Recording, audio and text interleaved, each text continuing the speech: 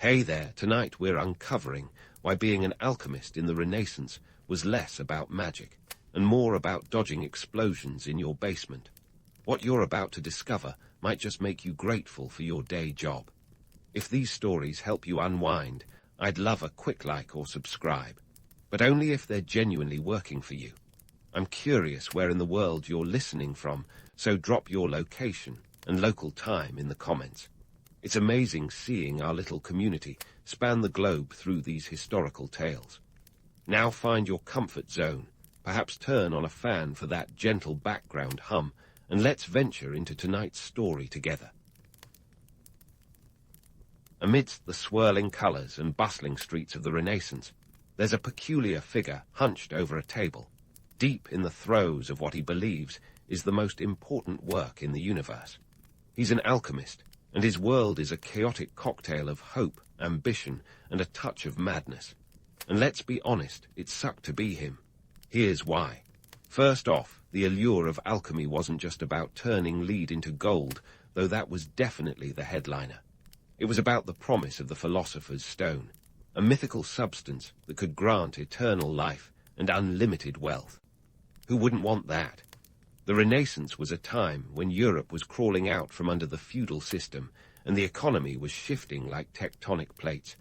Gold was the solid ground everyone wanted to stand on, and alchemists were the supposed architects of this golden utopia. But here's the kicker.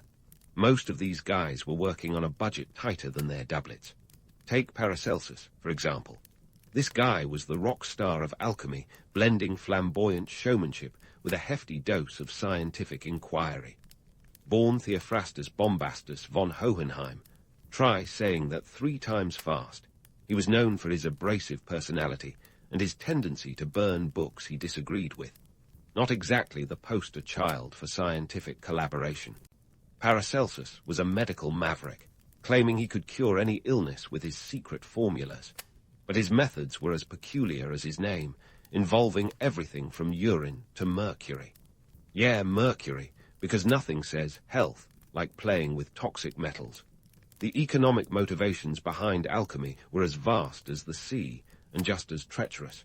In a time when the average annual income might barely scrape together 20 florins, the costs associated with alchemical experiments were astronomical. Ingredients like cinnabar and antimony weren't exactly lining the shelves of your local apothecary. Yet the promise of success was so dazzling that people were willing to sink everything into it. It was a gamble with stakes higher than the spires of Notre Dame, and many alchemists found themselves drowning in debt faster than you can say transmutation. The political climate added another layer of complexity. Monarchs and nobles were often patrons of alchemists, hoping to fill their coffers with gold and their veins with the elixir of life. Yet these lofty ambitions came with a side of paranoia. Fail to deliver the goods, and you might find yourself on the sharp end of a royal temper. Alchemists had to navigate these treacherous waters with the skill of a diplomat, balancing promises with progress while keeping their heads, literally. Despite the harsh realities, the romantic narrative of alchemy was hard to resist. The idea that anyone, regardless of birth or status, could unlock the secrets of the universe was intoxicating. It was a time when science and mysticism danced a delicate waltz, and alchemy was the stage where this drama played out. But for every tale of triumph, there were countless stories of ruin. The harsh truth is, for most alchemists, the only thing they turned to gold was their dreams. Yet, the legend persisted, fueled by the occasional success story and the enduring human desire to achieve the impossible. In the end, the life of an alchemist during the Renaissance was a blend of genius, folly, and a touch of the absurd. They were the ultimate dreamers, reaching for the stars while grappling with the grimy realities of their earthly existence. And while they might not have turned lead into gold, they certainly left a legacy that's as rich and complex as the history of the world itself. And speaking of reaching for the stars while knee-deep in muck, let's chat about the everyday grind of an alchemist during the Renaissance. If you think your Monday mornings are rough, try kicking off your week with an unexpected laboratory explosion. Yep, alchemists were the original mad scientists. and their labs were often one sneeze away from turning into a fireworks display. Imagine the chaos. Beakers bubbling over with mercury and sulfur, a potent cocktail of what could possibly go wrong. The answer, everything. Mercury, lovingly called quicksilver by those who didn't know any better, was a staple in the alchemist's toolkit. It was slippery, shiny, and toxic as a gossip column. Handling it was like trying to juggle greased eels, except these eels could poison you. Yet mercury was crucial because, according to alchemical law, it was the key to transforming base metals into gold. The catch, this transformation was as likely as finding a unicorn in your backyard. Then there was sulfur, the alchemist's other best frenemy. Known as brimstone, in its more dramatic moments, this stuff had a smell that could clear a room faster than an embarrassing family story. Combine sulfur with mercury, and you had the recipe for an alchemical reaction or a minor disaster. But hey, no pain, no gain, right? The pursuit of the philosopher's stone wasn't for the faint-hearted or the safety-conscious. Now, let's talk about the cost of these ingredients. In the 16th century, mercury could cost upwards of 6 florins per pound. That's roughly a third of the average annual income at the time. Imagine blowing that kind of cash on something that might just blow up in your face, literally. And sulfur, while cheaper, still added up. Alchemists were basically burning through their life savings in the hope of a payday that was about as likely as winning the Renaissance lottery. But the financial hemorrhage didn't stop there. Alchemists needed more than just mercury and sulfur. They required elaborate equipment, crucibles, retorts, alembics, and a constant supply of fuel to keep their fires burning. Wood and charcoal didn't come cheap, and neither did the glassware that shattered with alarming regularity. It was like trying to run a bakery where the ovens exploded every other day. Not exactly a sustainable business model. Yet, despite the constant setbacks, the allure of alchemy persisted. The dream of turning lead into gold was too tantalizing to resist. It was the ultimate get-rich-quick scheme, with a side order of eternal life. Who wouldn't want to take a crack at that? Unfortunately, the reality was far less glamorous. For every alchemist who claimed to have produced a glimmer of gold, there were hundreds who ended up with nothing but ash and regret. And let's not forget the ever-present threat of being branded a fraud. In a world where results spoke louder than intentions, alchemists walked a tightrope between genius and charlatan. Fail to deliver the goods, and you could find yourself accused of dabbling in the dark arts. It was a fine line between being hailed as a sage and being run out of town by an angry mob wielding pitchforks and torches.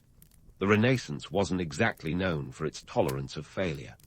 Take the notorious case of Edward Kelly, an English alchemist who claimed to have discovered the secret to transmutation. Kelly was a master of the mystique, spinning tales of hidden knowledge and secret formulas. But when it came time to deliver, he fell short, dramatically.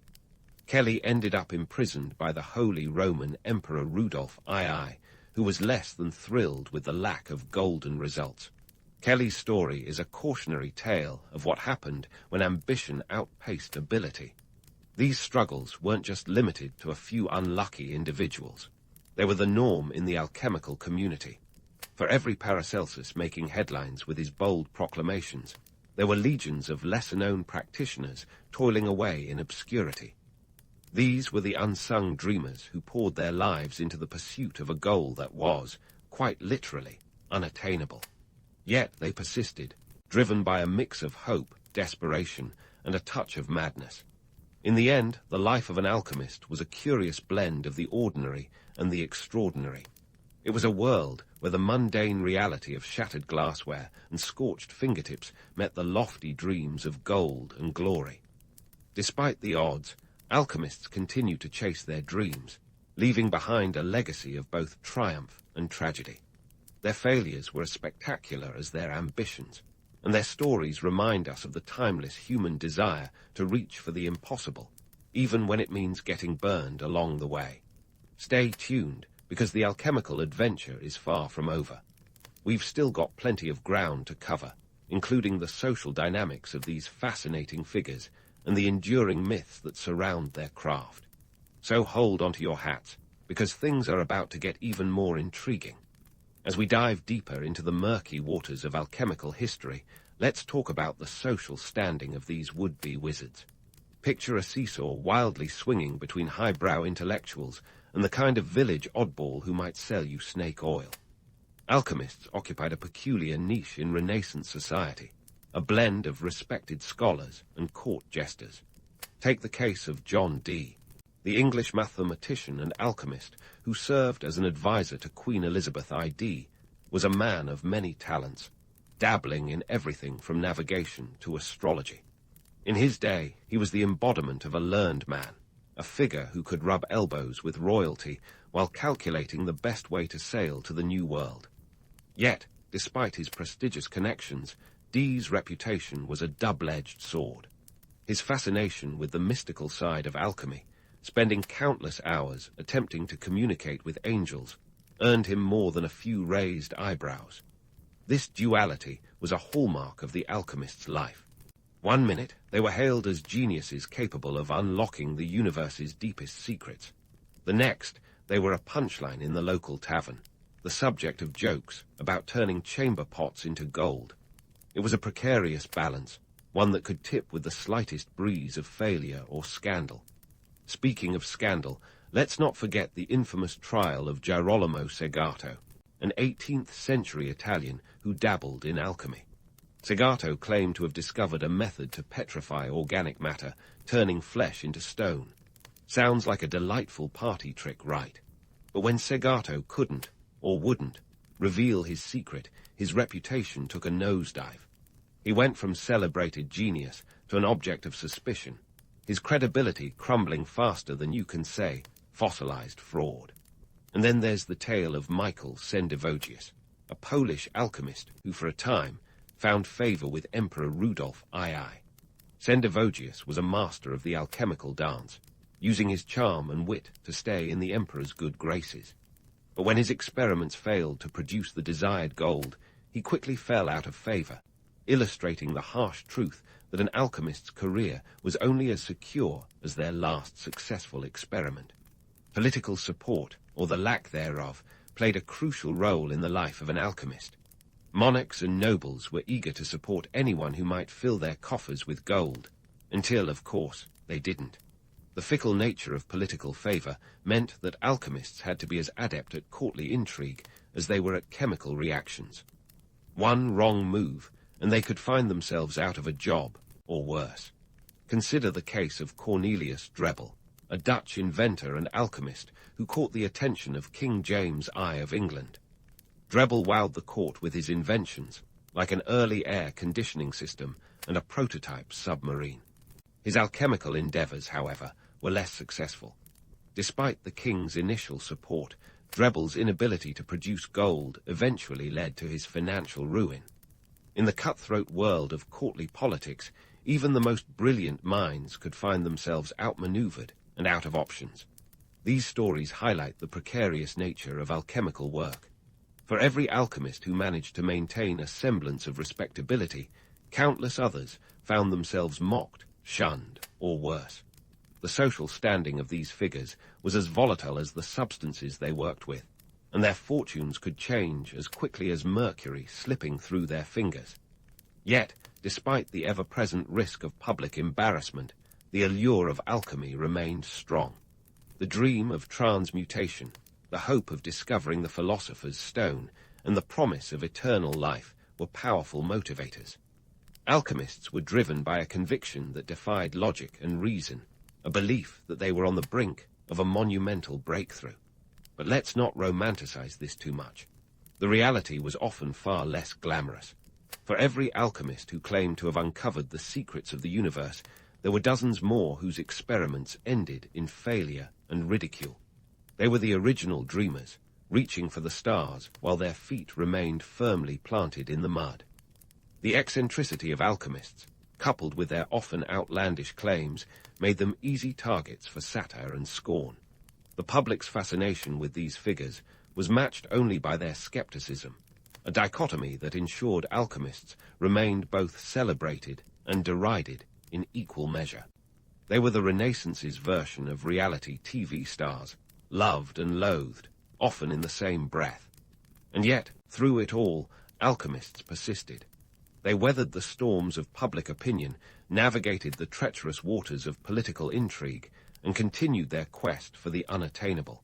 Their legacy is a testament to the enduring human spirit, the relentless pursuit of knowledge, and the willingness to dream big, even when the odds are stacked against you. So, as we continue to explore the world of the Renaissance alchemist, remember that these figures were more than just relics of a bygone era. They were pioneers, innovators, and, above all, dreamers. And while they might not have succeeded in turning lead into gold, they left behind a legacy that's richer than any treasure chest.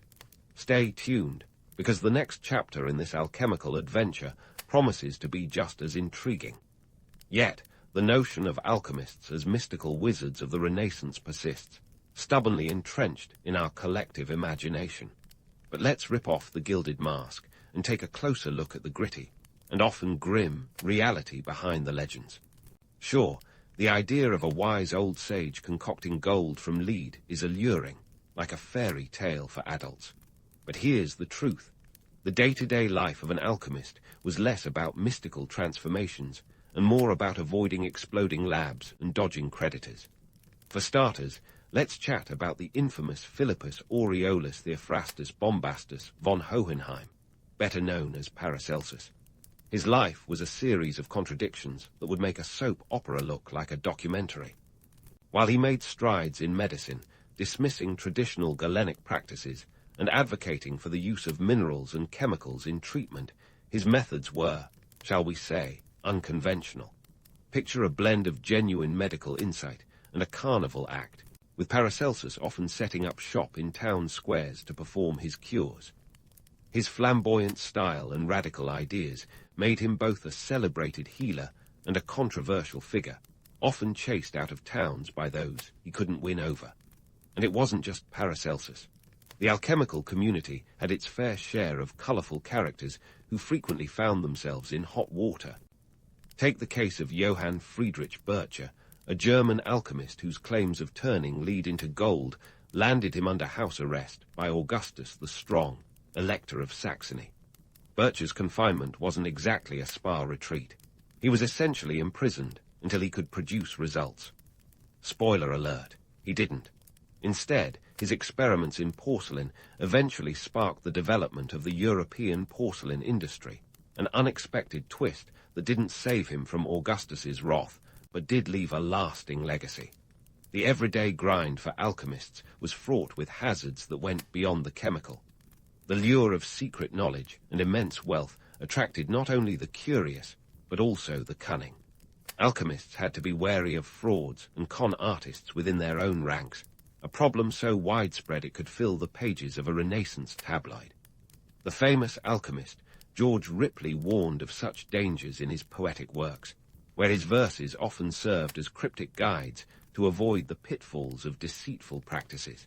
Speaking of deceit, the alchemical world was plagued by charlatans who promised the moon, but delivered little more than moonshine. These con artists thrived in an era before rigorous scientific standards, where a convincing patter and a few shiny baubles could win over wealthy patrons. The notorious Edward Kelly, a contemporary and at times partner of John Dee, was one such figure. Kelly claimed to have the secret of the Philosopher's Stone and convinced many, including the Holy Roman Emperor Rudolph II, to support his endeavors. However, his alchemical exploits ended in failure and imprisonment, an unfortunate yet common fate for many in the trade. The myth of alchemy as a noble pursuit of knowledge shrouded in mystery conveniently glosses over the less glamorous truths. Primary sources, like the writings of the 16th century alchemist Andreas Libavius, reveal a raw, unfiltered look at the struggles these individuals faced. Libavius, often critical of his contemporaries, condemned the mystical jargon and secrecy that pervaded alchemy. He advocated for a more empirical approach, emphasizing observation and reproducibility, ideas that would later form the bedrock of modern chemistry. But let's take a moment to admire the sheer audacity of the alchemical quest. Imagine dedicating your life to a pursuit where the odds were stacked against you like a Vegas casino. The risk was real, and the stakes were high.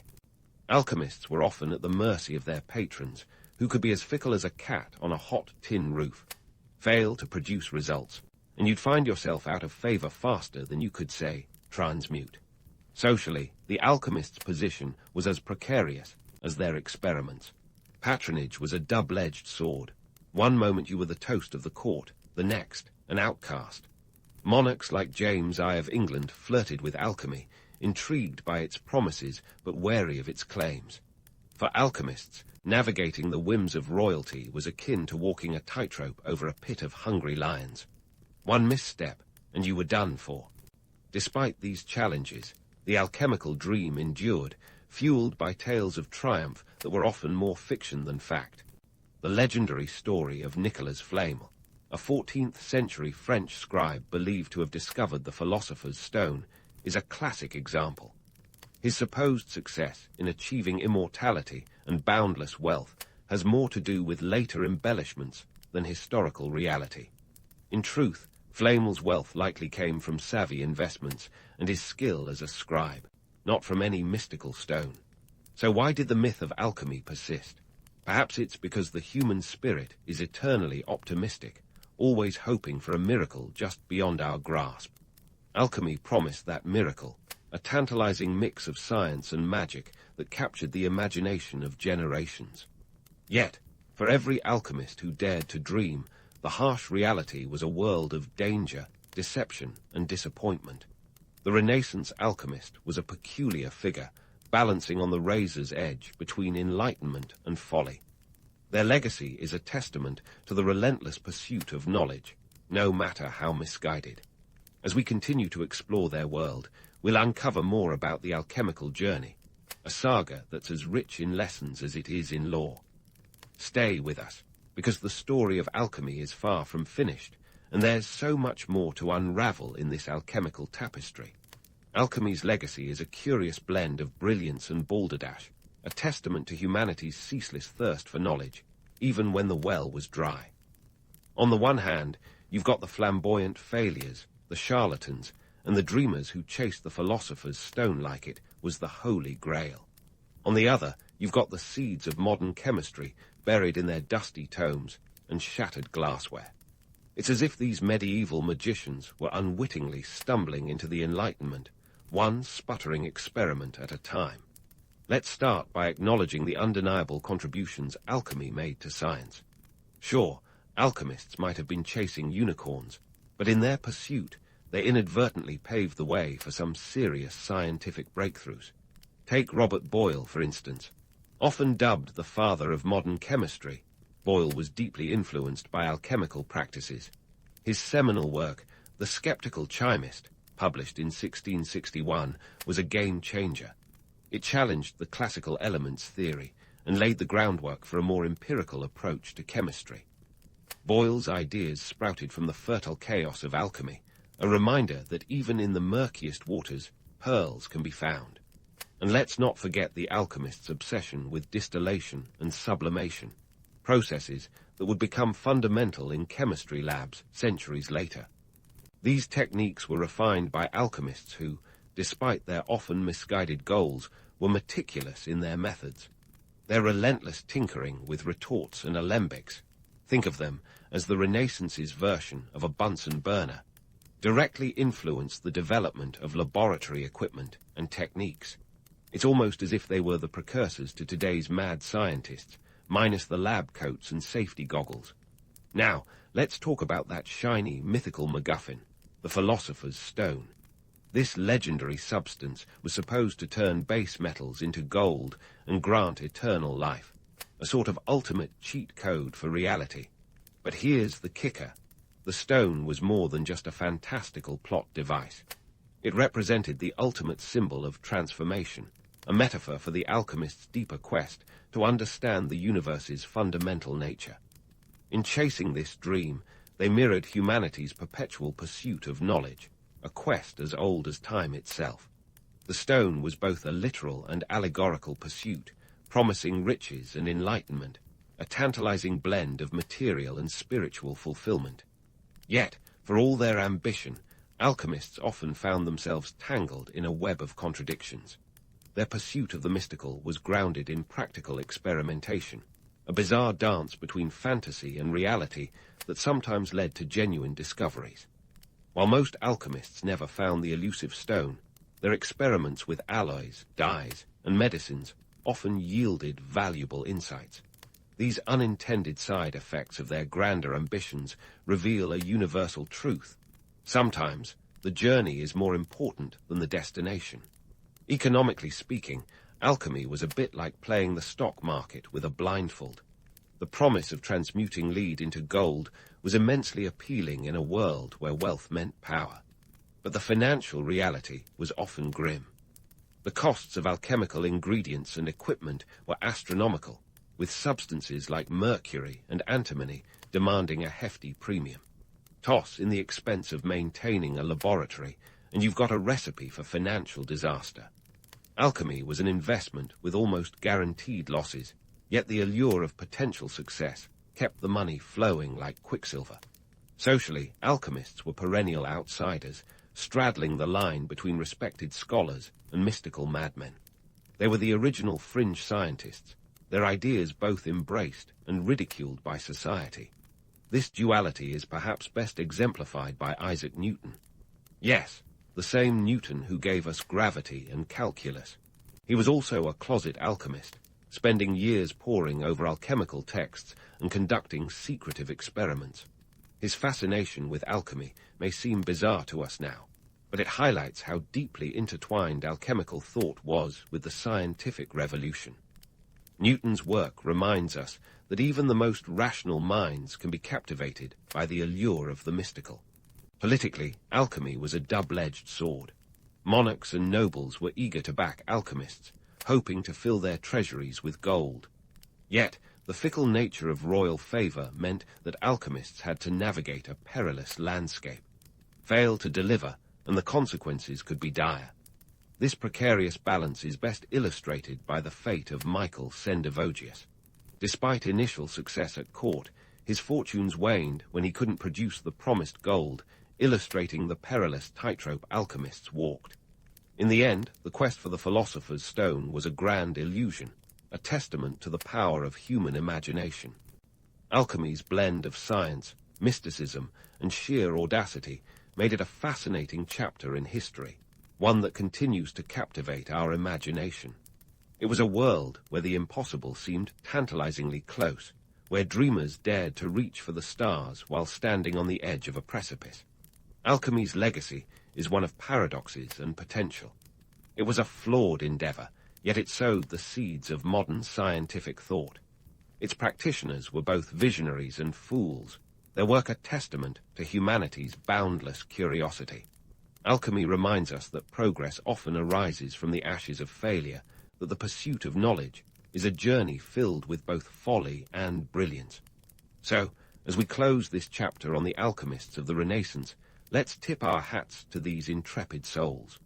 They may not have turned lead into gold, but they transformed the way we think about the natural world. Their legacy is a reminder that even in the pursuit of the impossible, there is value to be found.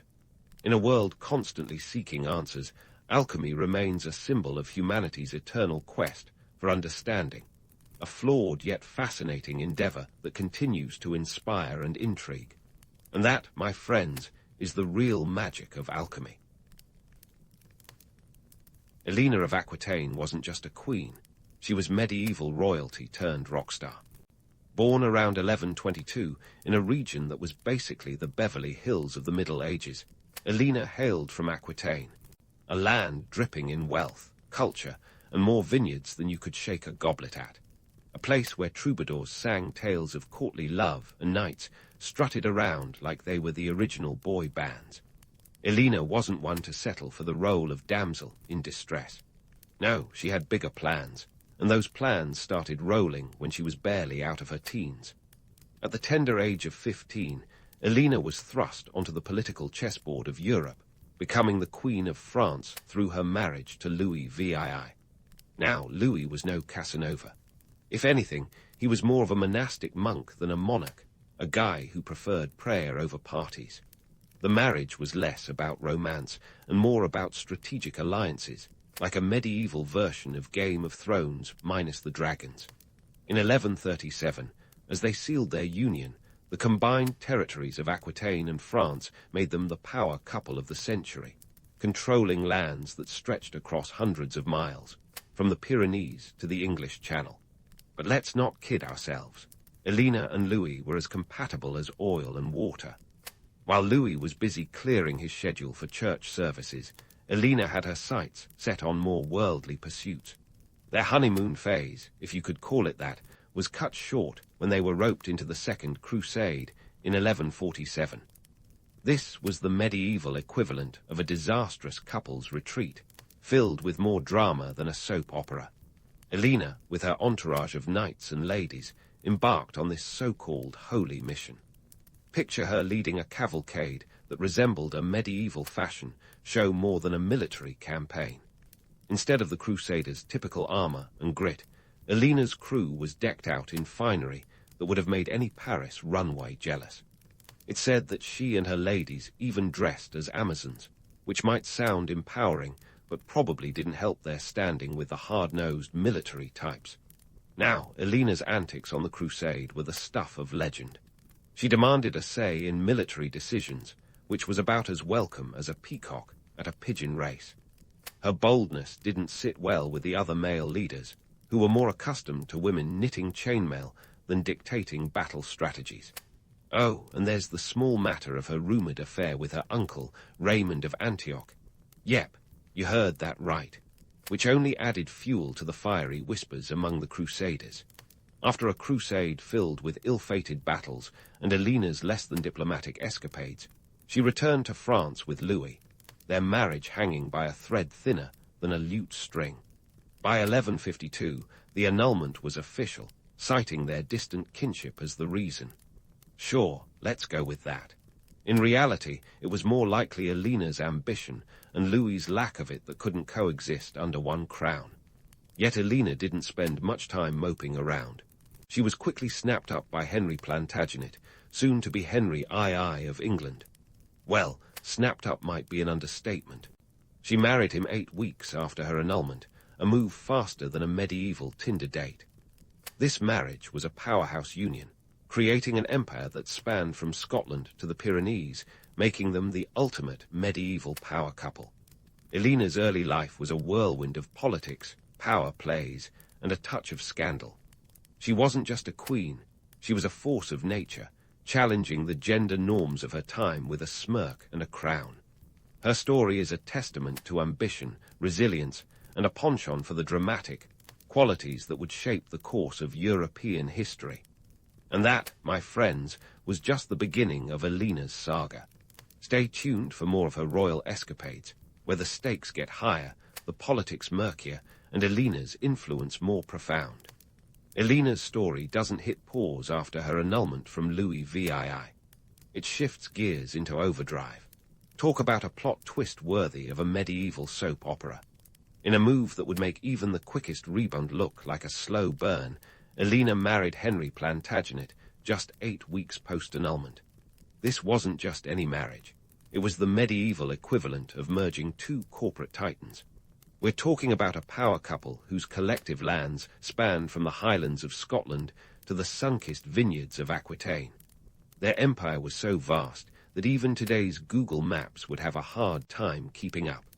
But let's not get too swept away by the romantic notion of star-crossed lovers.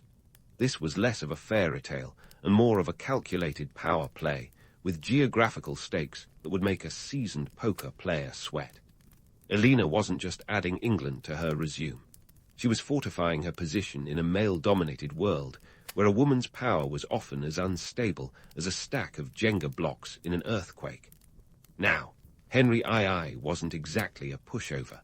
At 19 years old, he was already a seasoned political player, having been named the Duke of Normandy and Count of Anjou. This was a guy who knew how to handle a sword and a council room with equal finesse. When Eleanor married Henry, she wasn't just acquiring a husband. She was signing up for a partnership that could shape the geopolitical chessboard of Europe. We're talking about an empire-building duo that could give even Genghis Khan a run for his money. Their union created the Angevin Empire, a sprawling domain that, at its peak, covered almost half of what we now call France, plus England and parts of Ireland. It was like monopoly on steroids, with Eleanor and Henry strategically acquiring lands like seasoned property moguls. But don't be fooled. Running an empire wasn't all glamour and glory. The logistics of managing such a massive territory were less about royal banquets and more about tax disputes, border skirmishes, and keeping rebellious vassals in line. It was a medieval version of managing a multinational corporation, complete with its share of boardroom brawls and hostile takeovers. Eleanor played her role with the finesse of a seasoned CEO. She wasn't just a figurehead. She was actively involved in the politics and administration of the empire. When Henry was off dealing with one of his many territorial disputes or quelling a rebellion, Eleanor took the reins, managing affairs with a savvy that would make any modern-day business leader nod in respect. She was the ultimate multitasker, juggling the demands of empire management while also raising a brood of future monarchs. Talk about a full plate. But let's get real for a second. The reality of medieval rule was far from a picture-perfect family portrait. The logistics of governing such a vast empire were akin to juggling flaming swords while riding a unicycle on a tightrope. Communication was slow, travel was perilous, and the threat of insurrection was always lurking like a bad smell. Yet Eleanor navigated these challenges with a strategic mind and a steely determination that left a lasting impact on European politics. In the grand game of thrones that was medieval Europe, Eleanor and Henry were playing for keeps. Their marriage wasn't just a union of two individuals. It was the foundation of a dynastic powerhouse that would influence the course of history. And as we delve deeper into their reign, we'll uncover the tensions, the triumphs, and the trials that came with managing the ultimate family business. Stay tuned as the stakes get higher, the politics murkier, and Eleanor's role in the Angevin juggernaut becomes even more complex. As the Angevin Empire was flexing its medieval muscles, you'd think Eleanor and Henry were the power couple of the century, until their offspring decided to put the fun in dysfunction. Enter the next chapter of this royal drama. Eleanor's transformation from a queen to a rebel matriarch, orchestrating a revolt against her own husband. If you're imagining a cozy family dinner with everyone gathered around the table, think again. This was more like a medieval season finale of a reality show, complete with betrayal, backstabbing, and a whole lot of, can you believe they just did that? The Plantagenet household was less of a family and more of a political powder keg, with Eleanor and Henry raising 8 children, each with ambitions as large as the empire they were slated to inherit. Among them were their 3 eldest sons, Henry the young king, Richard the Lionheart, and Geoffrey of Brittany. Each had their eyes on the throne, but Daddy Dearest wasn't ready to hand over the keys to the kingdom just yet. Instead, Henry II doled out titles like party favors, hoping to placate his sons while keeping the real power firmly in his grip. Little did he know, his strategy was setting the stage for one of the greatest family feuds in history.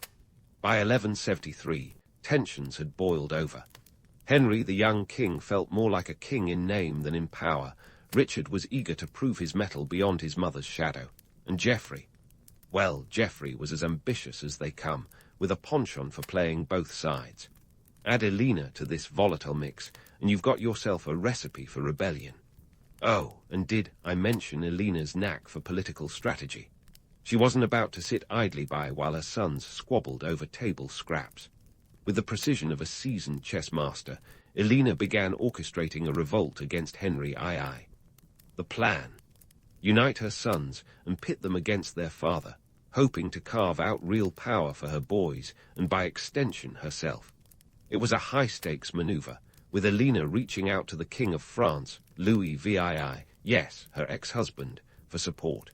Talk about keeping things in the family. Louis, never one to miss a chance to stick it to Henry, was more than happy to lend a hand. The revolt wasn't just a domestic spat. It was a full-blown European affair. Eleanor's sons rallied troops across the continent, from the French court to the rebel factions in England. But let's pause for a reality check. The logistics of medieval warfare were less about grand strategies and more about who could muster the most men armed with pointy sticks. Communication was slower than a medieval snail mail, and alliances shifted like sand dunes in a desert storm. Despite the odds, Eleanor's rebellion nearly succeeded. Her sons managed to capture several key fortresses, and for a moment it seemed Henry II's reign was teetering on the edge. But, as is often the case with plans hatched in the corridors of power, things didn't go quite as Eleanor had hoped. The king's forces proved more formidable than expected, and by the end of 1174, Henry had quashed the uprising, rounding up the rebel sons and bringing the revolt to a bitter end. And where did this leave Eleanor? In less than royal accommodations, imprisoned by Henry in various castles across England for the next 16 years. That's right, from the rebel queen to a royal prisoner, Eleanor's fortunes had taken a dramatic turn. But don't picture her languishing in a dark, dank cell like some medieval damsel. Eleanor was a political prisoner, not a common criminal. Her captivity was more of a gilded cage, with the comforts befitting a queen but none of the freedom. Yet even in confinement, Eleanor's influence was like a shadow that loomed large over the Angevin court. She remained a figurehead for those discontent with Henry's rule, a symbol of resistance, and a reminder of the power struggles that simmered beneath the veneer of royal decorum. Her imprisonment only added to her legend, casting her in the role of a wronged queen fighting against the tyranny of a king. And what of the sons who had risen against their father? In a twist of fate that could rival any Shakespearean play, Henry the young king died of dysentery in 1183, leaving Richard and Geoffrey to navigate the treacherous waters of Plantagenet politics. Richard, ever the warrior, would soon find his own path to the throne, while Geoffrey's ambitions were cut short by his untimely death in 1186. As for Henry II, his grip on power remained firm, but the seeds of discord sown by Eleanor's rebellion were not easily uprooted. The family drama had exposed the cracks in the foundation of the Angevin Empire, setting the stage for future conflicts that would test the very limits of royal authority. Eleanor's imprisonment marked a turning point in her life, but not the end of her influence. She emerged from her captivity not as a broken woman, but as a political mastermind with a renewed sense of purpose. Her story was far from over, and her legacy was only beginning to take shape. The rebel queen had played her hand, and while the immediate stakes may have been lost, the game was far from finished. With the curtain falling on this chapter of her life, Eleanor of Aquitaine was poised to make her next move on the grand stage of history. As the wheels of medieval politics continued to turn, Eleanor's story was about to enter a new and even more intriguing phase. When Eleanor of Aquitaine emerged from the gilded cage of her imprisonment, she wasn't stepping into a sunlit meadow of redemption. No, this was more like stepping onto a medieval battlefield where political alliances were formed and shattered quicker than a jousting lance. Richard the Lionheart, her favourite son, was now King of England, and Eleanor was ready to serve not just as a mother, but as a regent, a role that would let her flex her political muscles while Richard gallivanted off on one of his epic quests, better known as the Third Crusade. Now, if you think Eleanor had mellowed with age, think again. She might have been in her 60s, a ripe old age by medieval standards when life expectancy hovered around 30, but she was still a force to be reckoned with. While Richard was busy playing Crusader extraordinaire, leaving England for nearly a decade, mind you, Eleanor was the one keeping the home fires burning, or more accurately, keeping the kingdom from unraveling like a poorly knitted tunic. Let's talk numbers for a moment. The Crusades weren't exactly a budget-friendly affair. Richard's little adventure cost around £14,000, which back then was the equivalent of a king's ransom, literally. To finance this overseas escapade, Eleanor had to squeeze money out of a system already stretched thin. We're talking about raising taxes, selling off royal lands, and even pawning Richard's crown jewels. Imagine the royal treasurer's face when he realized they were going to have to hold a medieval bake sale just to keep the kingdom afloat. But Eleanor wasn't just about balancing the books. Her role as regent was more akin to being the CEO of a startup where everyone is vying for a piece of the pie. She navigated through the political minefield with the precision of a seasoned chess player, managing the barons and keeping an eye on her other son, John, who had a penchant for mischief and a nose for trouble. John's ambitions were as subtle as a bull in a china shop, and Eleanor had to ensure he didn't dismantle Richard's kingdom before he could even return from the Holy Land. And then there were the diplomatic missions. You didn't expect Eleanor to just stay put, did you? While Richard was off crusading, she embarked on a European tour that would make any rock star jealous. Picture this. Eleanor, in her golden years, crisscrossing the continent to negotiate alliances, secure Richard's release when he was captured by the Holy Roman Emperor, because, of course, he was, and generally ensure that the Plantagenet brand remained untarnished. Her most famous mission came in 1193, when she personally travelled to Germany to negotiate Richard's release from captivity. The ransom set for Richard was a whopping 150,000 marks, roughly 3 years' revenue for the English crown. Eleanor managed to scrape together the funds, proving that her skills as a fundraiser were matched only by her diplomatic prowess. It's said that she even got the English clergy to cough up a tidy sum, showing that even the church could be swayed by a determined queen mother. But let's not sugarcoat things. The reality of Eleanor's later years was more Game of Thrones than fairy tale. The romantic image of a queen mother ruling with wisdom and grace was often overshadowed by the gritty realities of medieval politics. Eleanor's legacy was not just one of diplomatic triumphs and maternal devotion, but also of power struggles, betrayals, and the constant balancing act between personal loyalty and political necessity. Eleanor's influence was woven into the very fabric of European politics. She wasn't just a passive observer of history, but an active shaper of it. Her story reminds us that the past is never as simple or as glamorous as the legends would have us believe. Behind every romanticized image of chivalry and courtly love lies a web of economic realities, strategic marriages, and political alliances that were as complex as any modern-day geopolitical drama. As Eleanor's life drew to a close, her impact continued to ripple across the continent. Her legacy was a testament to the power of resilience and strategic thinking in an age where women were often relegated to the sidelines. She played the Game of Thrones with unmatched skill, leaving an indelible mark on history that would echo through the ages. The next chapter of Eleanor's story would see her influence extend beyond her lifetime, as the seeds she planted continued to shape the political landscape of Europe long after she was gone. With her passing, the stage was set for the final act of the Plantagenet saga, a story of power, ambition, and legacy that would continue to captivate and intrigue for generations to come. But for now, Eleanor's tale remains a vivid reminder of a queen who refused to be confined by the limitations of her time, challenging the status quo with a crown on her head and a glint in her eye. Stay tuned as we delve deeper into the aftermath of her reign and the continuing saga of her descendants. So, as Eleanor of Aquitaine bid adieu to her remarkable life, the ripples of her influence were only just beginning to spread, like a pebble tossed into the vast pond of European politics. Her legacy wasn't just etched in the annals of history.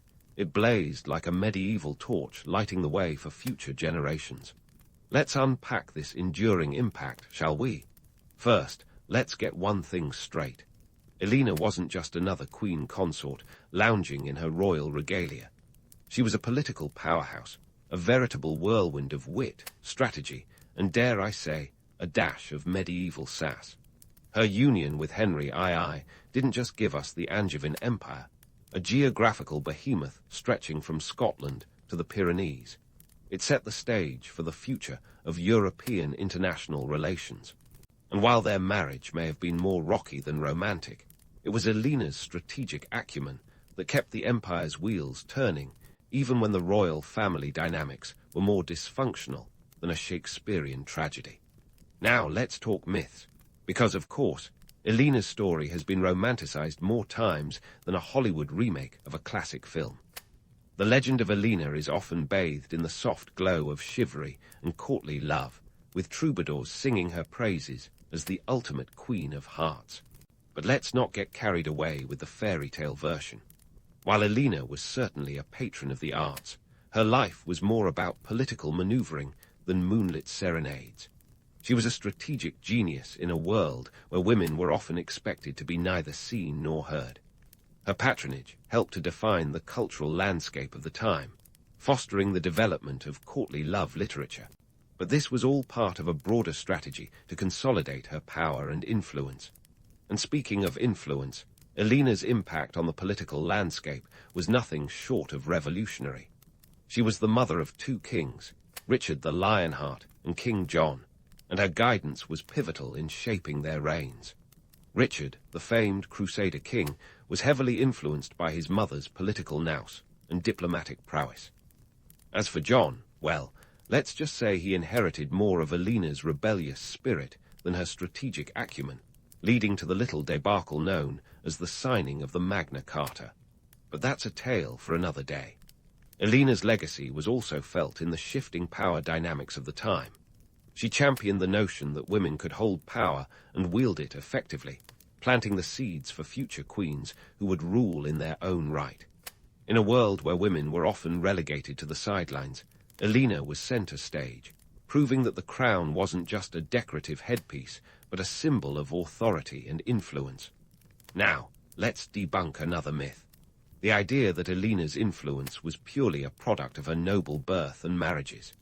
Sure, being the Duchess of Aquitaine and Queen of both France and England gave her a platform, but it was her intelligence, charisma, and let's face it, sheer willpower that truly set her apart. She wasn't content to be a pawn in the political games of men.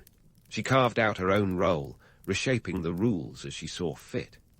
Her life was a masterclass in navigating the treacherous waters of medieval politics, balancing personal ambition with the broader needs of her realm. As for the romanticized image of Eleanor as a heartbroken queen pining for her lost loves, let's be real. Eleanor was far too pragmatic for that. She was a survivor, a woman who adapted to the changing tides of fortune with the grace of a dancer and the cunning of a chess master.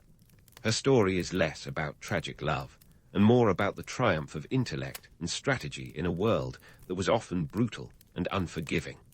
But what are the lessons modern audiences can draw from Eleanor's life? For starters, her resilience in the face of adversity is a timeless reminder that power isn't just about titles or wealth. It's about the ability to adapt, to influence, and to inspire.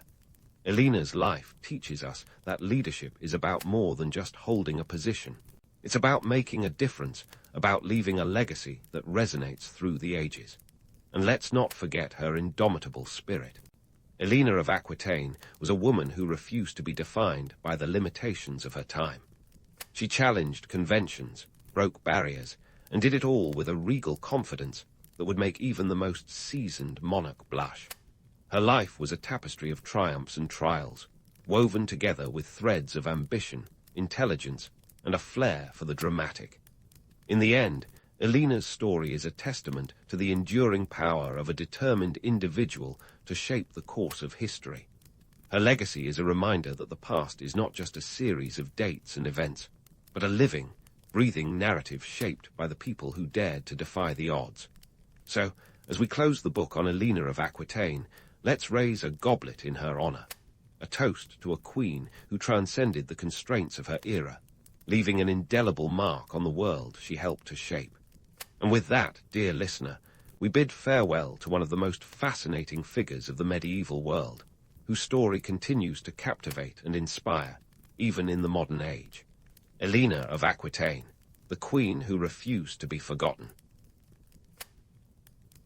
Not many people can say they kicked off their career by getting kidnapped, but Julius Caesar wasn't your average Roman, and his early life was as colorful as a peacock in a toga. Young Caesar, barely out of his teens, decided to take a leisurely Mediterranean cruise. But pirates had other plans. They nabbed him off the coast of Asia Minor and demanded a ransom of 20 talents of silver, about 620 kilograms, or roughly the weight of a medium-sized elephant, if you're counting. Here's where it gets interesting. Caesar, with all the swagger of a man who knows his destiny holds something grand, insisted they ask for 50 talents instead. Yes, you heard right. He was offended by their low estimation of his worth. He even pledged to return and crucify them all once he was free, a promise he kept, by the way. Now, that's what you call confidence with a side of vengeance. Back in Rome, Caesar wasn't just flexing his negotiation skills. He was also navigating the treacherous waters of Roman politics, a more dangerous game than any pirate could dream up. Rome in the 1st century BCE was like the Wild West, with togas and marble columns. Everyone wanted power, and they'd trade anything, even their grandmother's best recipe, to get it. The Roman Senate was a veritable snake pit, with daggers drawn behind every smile. Caesar, with his Ciceronian charm and a family name that opened doors, knew he needed allies. Into the first triumvirate, a fancy term for the power trio of Caesar, Pompey the Great, and Marcus Licinius Crassus. Crassus was the richest man in Rome, possibly the world, rolling in enough dough to make Scrooge McDuck look like a penny pincher. Pompey was the military muscle, a war hero with a penchant for conquering, and a name that commanded both respect and fear. Together, they were like the Beatles of Roman politics, each bringing something unique to the table. Crassus had the cash, Pompey had the clout, and Caesar had the charisma. But this wasn't just a Roman bromance. It was a strategic alliance designed to skirt the Senate's authority and push their own agendas. While the Senate was busy bickering over toga color codes, Caesar made his opening gambit by getting himself elected as consul in 59 BCE. It wasn't a smooth ride. His co-consul, Bibulus, acted like the grumpy uncle at a family reunion, trying to veto every move Caesar made. In one particularly petty move, Bibulus announced he would spend the remainder of his consulship skywatching for omens, an ancient Roman version of pulling a sickie. Caesar, not one to be deterred by celestial observations, simply forged ahead with his plans, leaving Bibulus to his stargazing. Caesar's political ascent was a masterclass in juggling alliances and leveraging public support. He employed the ancient art of bread and circuses, quite literally. Free grain handouts and gladiator games kept the masses entertained and on his side. His land reform laws, aimed at redistributing public lands to veterans, were wildly popular with the plebs, but made the Senate seethe. Still, for all his shrewdness, Caesar was not above the occasional blunder. Like the time he reportedly mistook a Roman officer for a civilian and casually asked him about his military service. The soldier, understandably miffed, pointed out that he was, in fact, a centurion. Caesar laughed it off, probably with one of those charming smiles that could melt marble, and the incident became one of those endearing stories that people tell about great leaders to make them seem more human. Amidst the political chaos, Caesar had his eyes set beyond the Italian peninsula. The real game was out there, across the Alps in Gaul, a land of mystery, druids, and most importantly, opportunity. Gaul was the wild west of the Roman world, full of tribes with names that sounded like a sneeze gone wrong, like the Helvetii and the Arvani. Conquering it would bring glory, wealth, and crucially, a loyal army. Caesar's time as governor of Gaul was not a mere footnote. It was the foundation of his legend. His Commentarii de Bello Gallico, or commentaries on the Gallic War, was part war diary, part PR campaign. It painted him as the hero of every engagement and subtly reminded Rome that their boy in Gaul was doing big things. His writing, third person and detached, was the humble brag of antiquity. He claimed to have led 50,000 Roman soldiers to victory against forces 4 times their size, a feat that sounds impressive until you remember the ancient art of exaggeration. Whether the numbers were slightly cooked or not, the results were real. By the end of his campaigns, Gaul was firmly under Roman control, and Caesar's name was on the lips of every Roman citizen. Caesar's early career was a whirlwind of ambition, alliances, and audacious moves, each one laying a brick in the path to his ultimate destiny.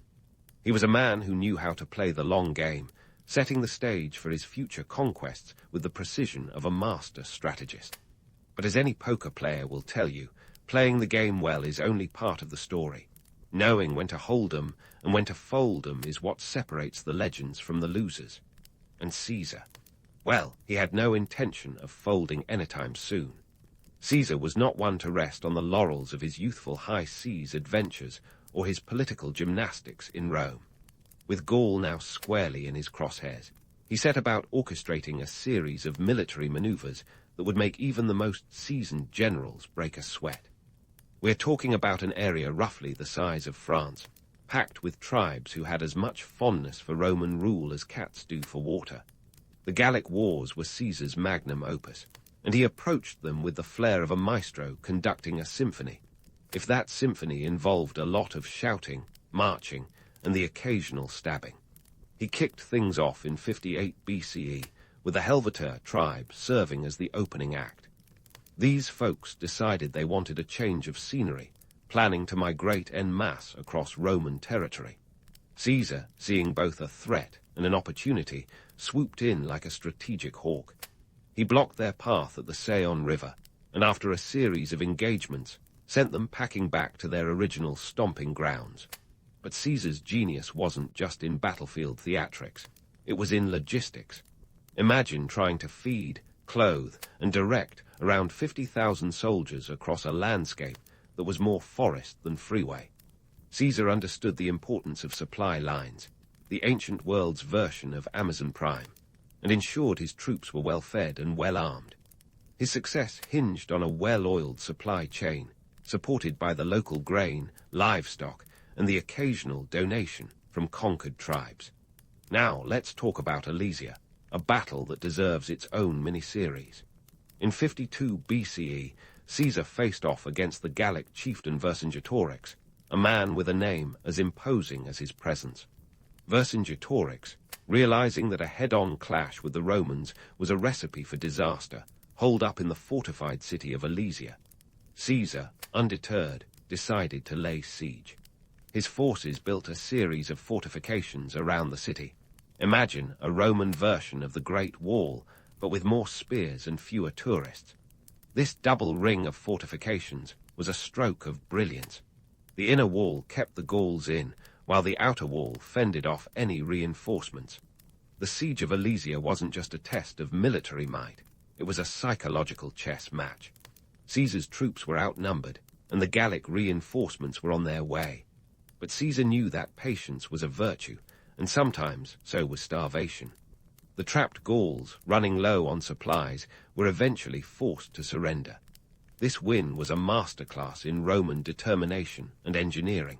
But let's not get too carried away with the romance of conquest. War is expensive business, and Caesar's campaigns were no exception. The financial burden of maintaining an army was colossal. We're talking about daily rations for tens of thousands of men, not to mention the horses, equipment, and the occasional bonus to keep morale high. Caesar financed these endeavors through a combination of personal wealth, loans, and the spoils of war, essentially an ancient version of fundraising, but with more swords. Caesar's charisma was his secret weapon. He had that rare ability to inspire men with a single speech, turning potential mutineers into loyal followers. His soldiers, who became known as Caesar's men, were fiercely devoted, not just because of his tactical genius, but because he was one of them. He shared their hardships, ate their rations, and led from the front. This was no desk general. Caesar was in the thick of things, a fact that was as terrifying to his enemies as it was reassuring to his troops. Of course, Caesar wasn't just fighting with swords and spears. He wielded propaganda like a finely honed blade. His Commentarii de Bello Gallico was his personal Instagram feed, where he curated his image as the gallant hero of Rome. He painted vivid pictures of his exploits, framing himself as the savior of the Republic, battling barbaric hordes at the fringes of civilization. It was a narrative that resonated with the Roman public and kept the Senate on its toes. But here's where we peel back the layers of myth. The image of Caesar as the noble conqueror is seductive, but it glosses over the grimmer realities. The Gallic wars were brutal, resulting in the deaths of hundreds of thousands and the enslavement of many more. Roman expansionism was not a benevolent mission to spread civilization. It was a calculated move to consolidate power and wealth. Caesar's campaigns filled Rome's coffers and expanded its borders, but they did so at a staggering human cost. So, as we marvel at Caesar's tactical brilliance and his flair for self-promotion, let's not forget the flip side of that coin. The Gallic Wars were as much about subjugation as they were about strategy. It's a tale of ambition and audacity, where the stakes were as high as the body count. Caesar's legacy is one of complexity, a blend of glory and gore, where the line between hero and villain blurs under the weight of history. And while this chapter of Caesar's life is both a testament to his genius and a reminder of the harsh realities of power, it sets the stage for what was to come, the next act in a life that was anything but ordinary. Caesar was just getting started, and as any good Roman would tell you, the best was yet to come. The Gallic Wars may have been the crucible in which Caesar forged his legend, but the real Game of Thrones was still unfolding back in the marble halls of Rome. While Caesar was out in Gaul, playing chess with Gallic tribes like Vercingetorix, he was also keeping a keen eye on the political drama back home. This was no small feat. Think of it as trying to solve a Rubik's Cube while simultaneously juggling flaming torches. You see, Caesar understood that military victory was only one side of his coin. To truly cement his power, he needed to be the darling of Rome, or at least make sure the Senate wasn't plotting to stab him, metaphorically or otherwise. Here's the thing about war. It's not just about clashing swords and strategic brilliance, it's also about the spoils. And Caesar was a maestro at turning plunder into popularity.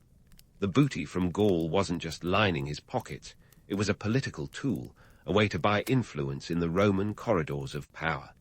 The man knew the value of a good bribe, as well as any modern politician knows the value of a campaign donation.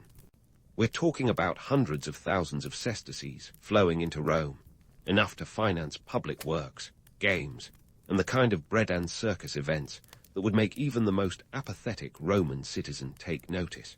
But Caesar was playing a high-stakes game of political poker, and the Senate was his table of opponents.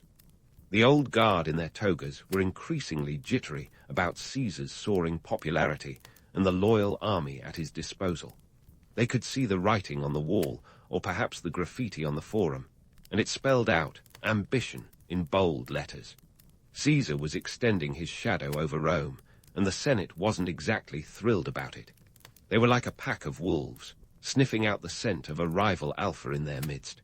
Of course, Caesar couldn't just waltz back into Rome and declare himself king. That was a one-way ticket to a meeting with the wrong end of a dagger. Instead, he had to play the long game, a masterclass in political acrobatics that would make even the most seasoned gymnast break a sweat. While he was still technically just a military governor of Gaul, he understood that perception was reality.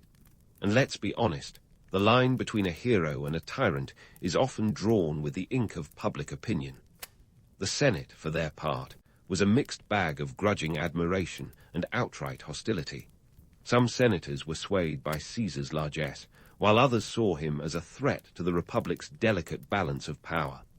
The Optimates, the conservative faction, were particularly wary.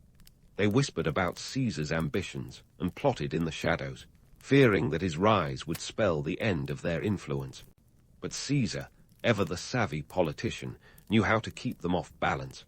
He maintained a steady stream of dispatches from the front, framing himself as Rome's noble protector against the barbarian hordes, a move that was as much about shaping his image as it was about keeping the Senate's daggers sheathed. Let's not forget the economic angle here. War is expensive, and Caesar's campaigns in Gaul were bleeding the treasury dry. But rather than bankrupting him, the spoils of war turned into a veritable gold mine. His soldiers, loyal to the bone, were rewarded with lands and wealth, ensuring their allegiance wasn't just a matter of duty, but of vested interest. Caesar was effectively building a parallel power base, one that answered to him and him alone. It was a masterstroke of strategy, a brilliant maneuver that bolstered his standing while keeping the Senate on tenterhooks. Yet, the myth of Caesar as a benevolent dictator is one that deserves a closer examination. Sure, he was magnanimous with his soldiers and generous with the public, but let's not pretend he was altruism incarnate. His actions were calculated risks, each one a step in his grand design to reshape Rome in his own image. The bread and circuses weren't just about placating the masses. They were about creating a loyal populace that would stand by him against the Senate's machinations. In the social hierarchy of Rome, Caesar was navigating a treacherous landscape. Patricians, equestrians, plebeians, each group had its own interests, and Caesar had to juggle them all like a seasoned performer at a Roman circus. He was a patrician by birth, but a populist by action, a contradiction that both empowered and endangered him. His land reforms, for instance, were a hit with the plebs, but a thorn in the side of the elite landowners. It was a delicate balancing act, one that required the political dexterity of a tightrope walker. Caesar's charm and charisma were his secret weapons, as potent as any legion. He had the knack for making people feel like they were part of something grand, something bigger than themselves. Whether it was his soldiers in Gaul or the citizens in Rome, Caesar's ability to inspire was unmatched. He was a man who could walk into a room and own it, a quality that made allies of some and enemies of others. But while Caesar was out conquering Gaul and winning hearts, the Senate wasn't idle. They were wary of his growing power and the potential for him to return to Rome with ambitions that far exceeded mere political office. The whispers of treason grew louder, and the Senate's unease transformed into outright paranoia. They saw in Caesar the spectre of a dictator, a potential tyrant who might topple the Republic itself. And they weren't entirely wrong. Caesar's ambitions were as vast as the territories he sought to conquer, and he was willing to take risks that would make lesser men blanch. In the end, Caesar's political machinations weren't just about seizing power. They were about redefining it. He was a man who understood that true authority wasn't just bestowed by title, but earned through action. His life was a testament to the power of ambition, a tale of a man who refused to be constrained by the chains of tradition and expectation. Yet, for all his brilliance, Caesar was walking a razor's edge, and the slightest misstep could send him tumbling into the abyss. As we delve deeper into Julius Caesar's life, it's clear that his story is one of complexity and contradiction. He was a hero to some, a villain to others, a man whose legacy continues to shape the world even today. But in the end, perhaps the greatest lesson we can learn from Caesar is this. Power is a fickle mistress, one that demands both reverence and caution. And while Caesar may have been a master at wielding it, even he couldn't escape its ultimate price. As Julius Caesar stood on the precipice of his military zenith, the winds of change swept through Gaul like a Roman legion on the march.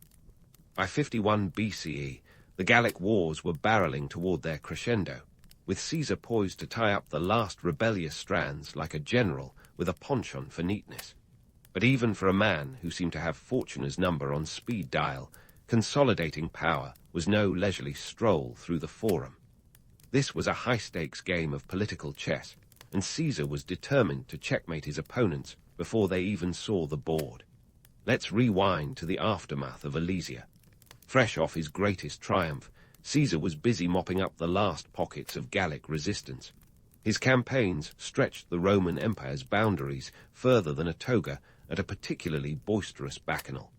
With every victory, he wasn't just expanding Rome's territory, he was also tightening his grip on power. The land was now a patchwork quilt of Roman influence, each conquered tribe another thread in Caesar's elaborate tapestry of domination. It was a masterpiece of military strategy, with Caesar as both artist and canvas. But while Gaul was now little more than a Roman backyard, back home, the Senate was less than thrilled. Caesar's victories did more than just fill Rome's coffers.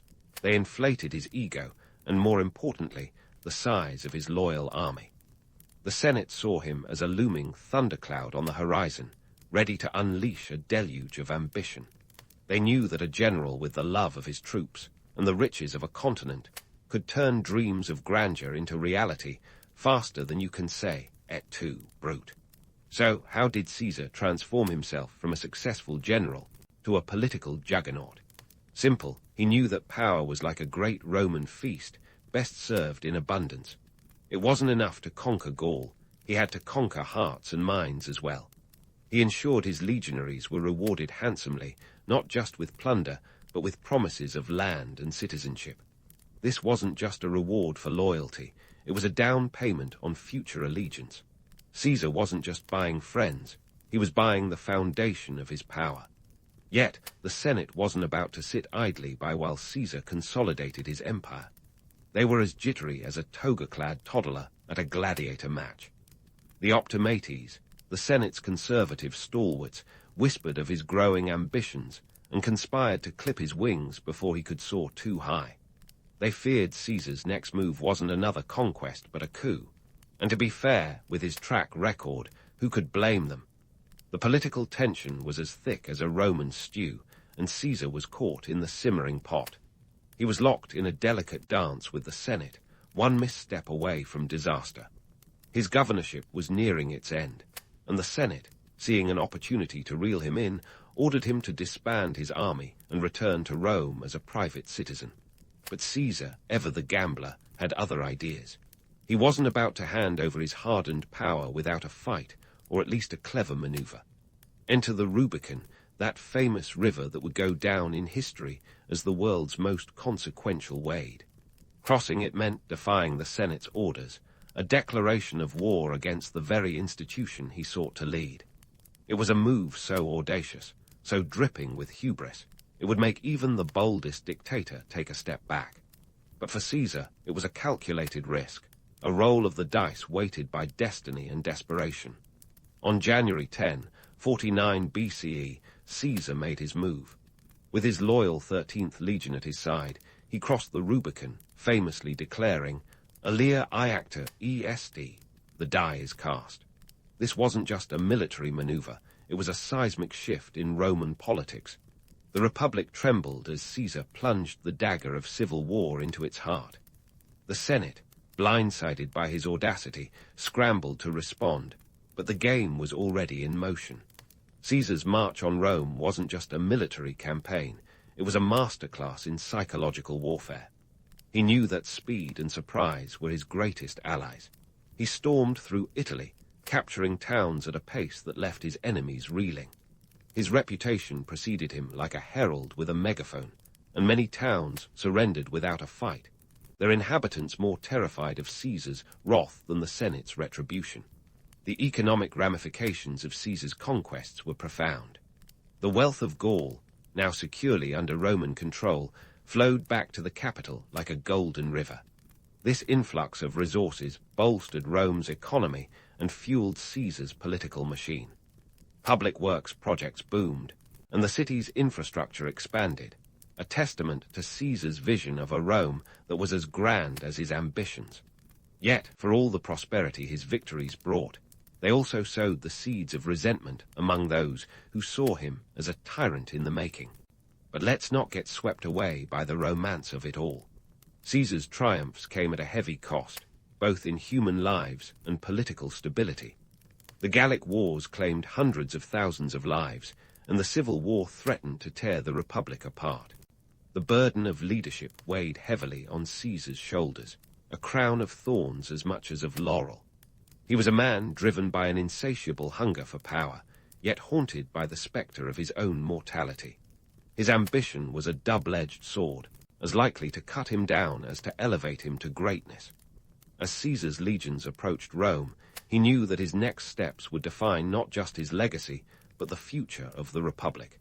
The path he chose would lead to either triumph or tragedy, to a Rome reborn or a Rome in ruins.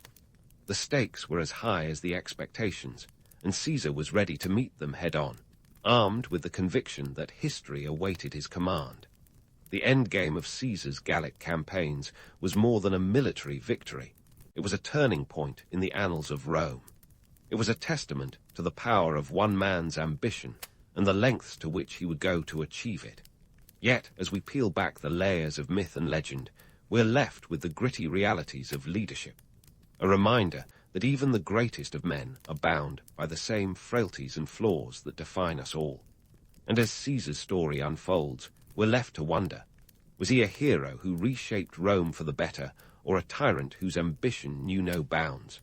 As we edge closer to the climax of his tale, one thing is certain.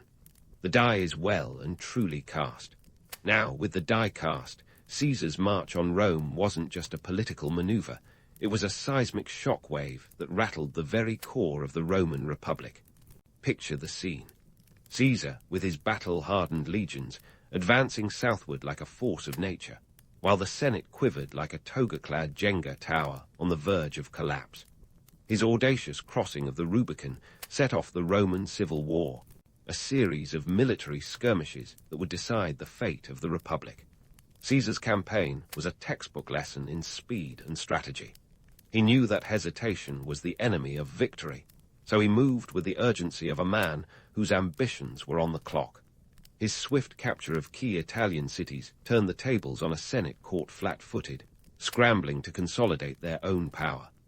Pompey, once Caesar's ally and now his rival, fled to Greece to regroup, while Caesar entered Rome unopposed. It was a coup sans the bloodshed, a masterstroke of military theatre that left his enemies reeling. And yet, for all his brilliance, Caesar was walking a tightrope over a pit of political vipers. The Senate, or what remained of it, wasn't just going to roll over and let Caesar take the reins. They still had resources, allies, and most importantly, a burning desire to see Caesar's downfall. But Caesar, ever the master of political chess, offered clemency to his political adversaries, a move that was both pragmatic and shrewd. By tempering his ambition with magnanimity, he painted himself as a leader of a new era, not just another warlord hungry for power. But let's not romanticize this too much. Caesar's rise to power wasn't an opera of noble gestures. It was a gritty drama of ruthless ambition. His clemency was as much a strategic calculation as it was a gesture of goodwill. By sparing his enemies, he neutralized potential threats and gained the moral high ground. It was a move that bought him time, but also painted a target on his back for those who saw him as a tyrant in the making. As Caesar consolidated his power, the Roman economy was in the throes of transformation.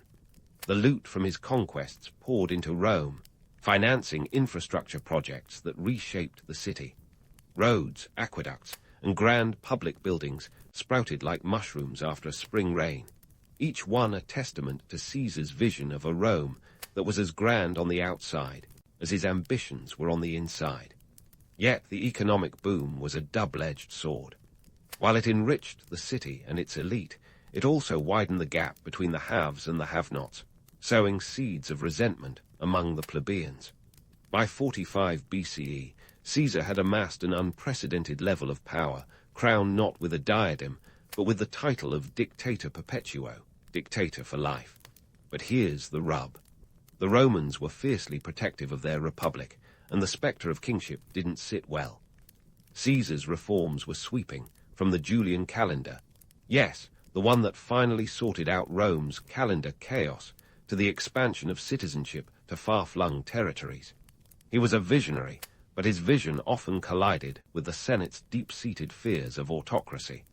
Despite his brilliance, Caesar couldn't escape the gravitational pull of his own hubris. He surrounded himself with loyalists, but his inner circle was as much a nest of ambition as any Senate chamber.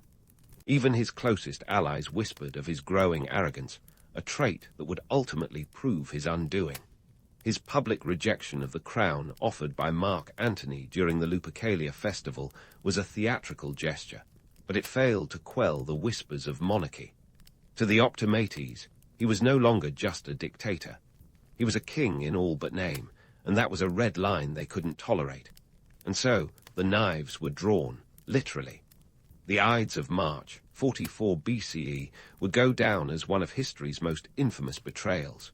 The Senate, once cowed by Caesar's might, now plotted his downfall with the precision of a surgeon preparing for a delicate operation.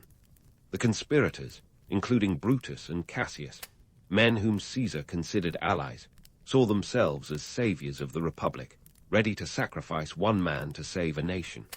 Caesar's assassination wasn't just a political coup. It was the ultimate irony of his life's work.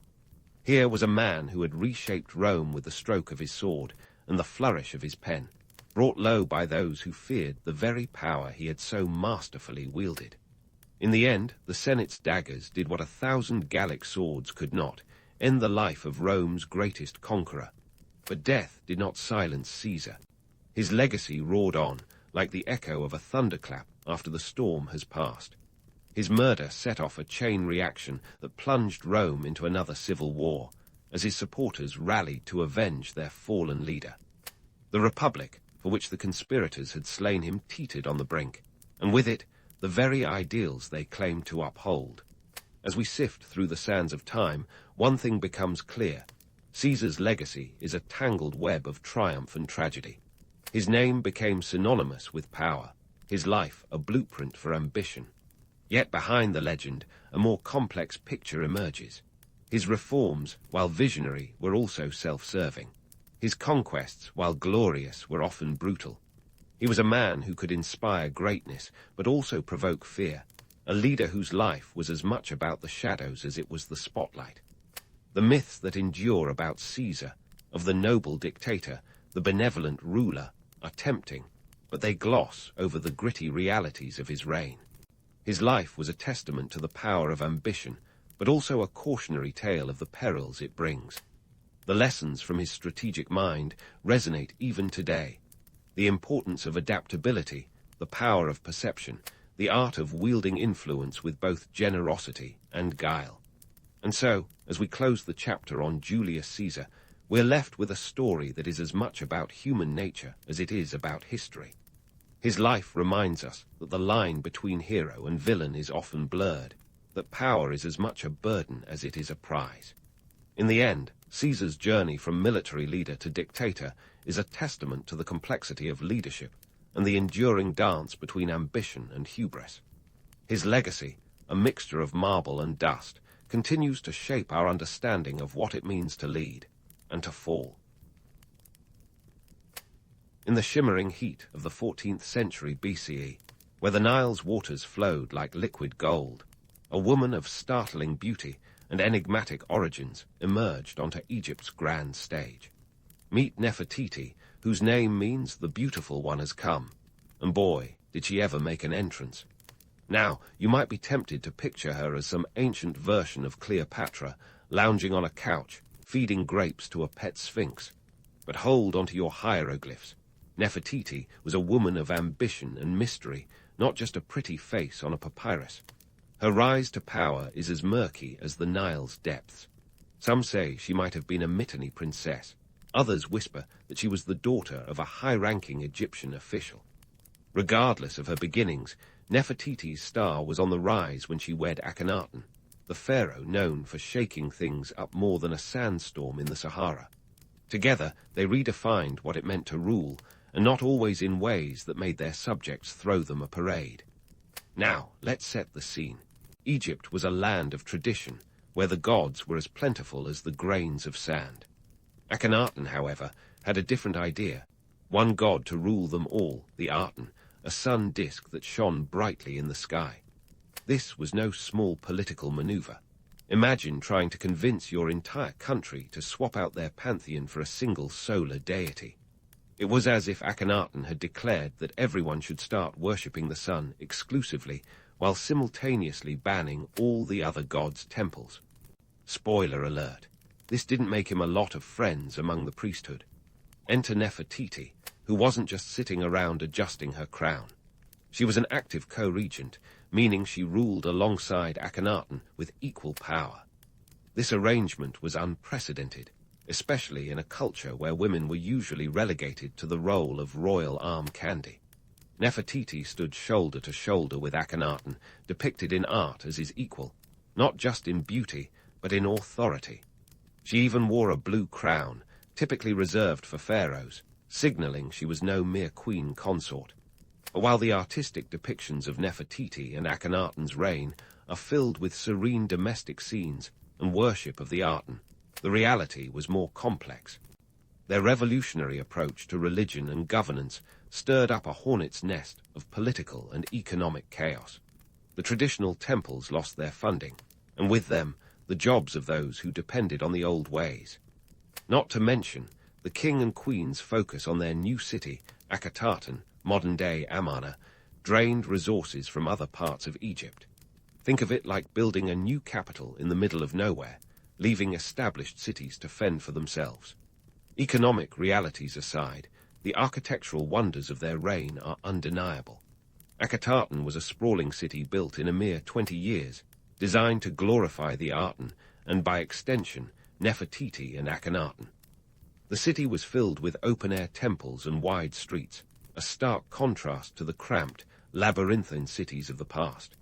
It's like they decided to build an ancient version of a modern-day capital, complete with the ancient Egyptian equivalent of a sunroof in every temple.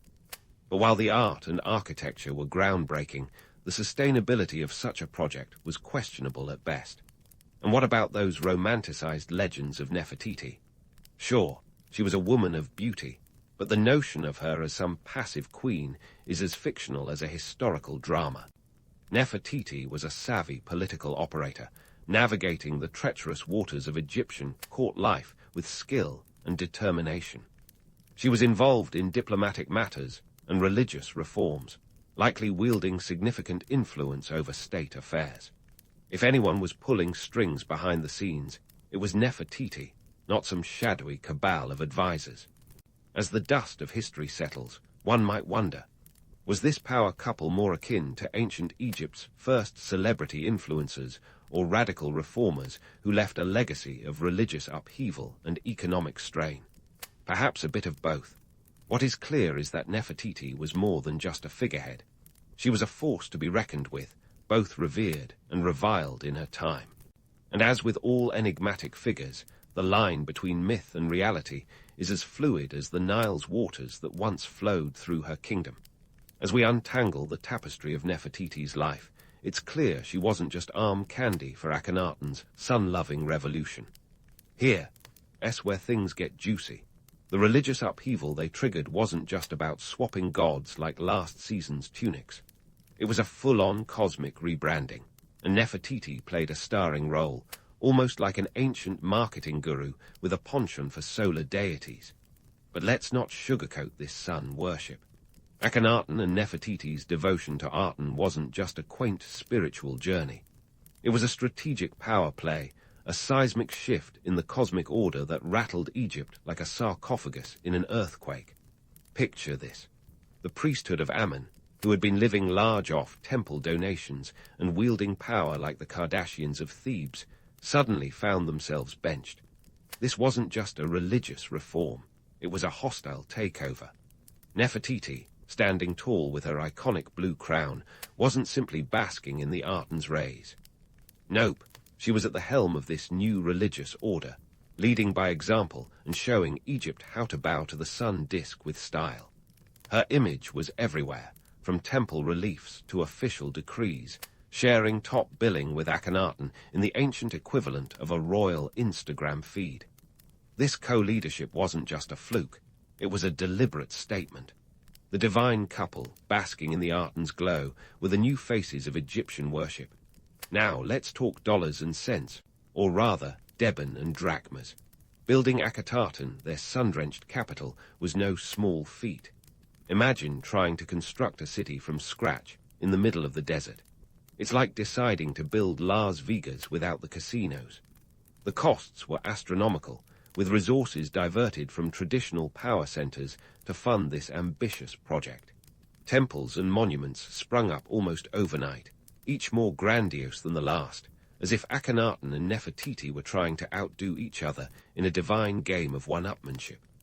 The result: a city that dazzled like a jewel in the desert, but at the expense of the rest of the kingdom's prosperity. This wasn't just about erecting pretty buildings. It was about cementing their legacy in stone. But while Amarna's skyline soared, the kingdom's economy took a nosedive. Established cities suffered as resources were funneled into this new venture. Think of it like robbing Peter to pay Paul, except Peter happens to be the entire established Egyptian economy.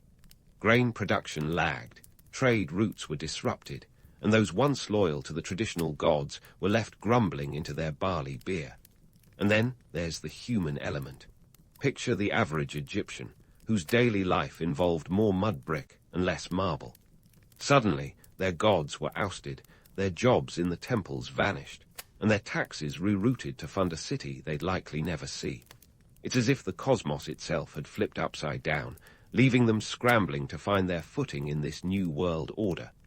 Social unrest simmered beneath the surface, with whispers of dissent echoing across the Nile. But let's pause to appreciate the sheer audacity of it all. This wasn't just a religious shift. It was a bold experiment in centralized power, where the pharaohs and their sun god were the stars of the show. Nefertiti, with her striking profile and commanding presence, was more than just a supporting actress in this drama.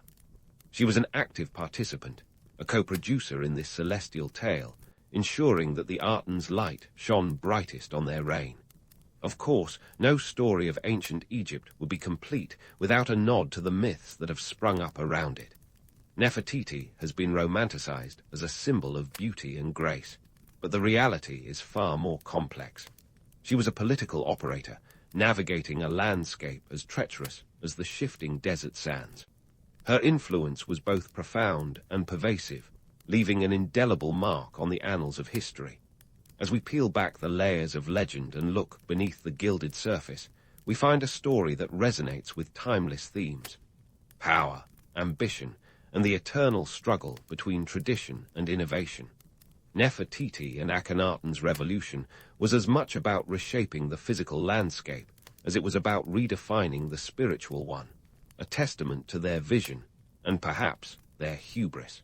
So, what do we make of this sun-soaked saga?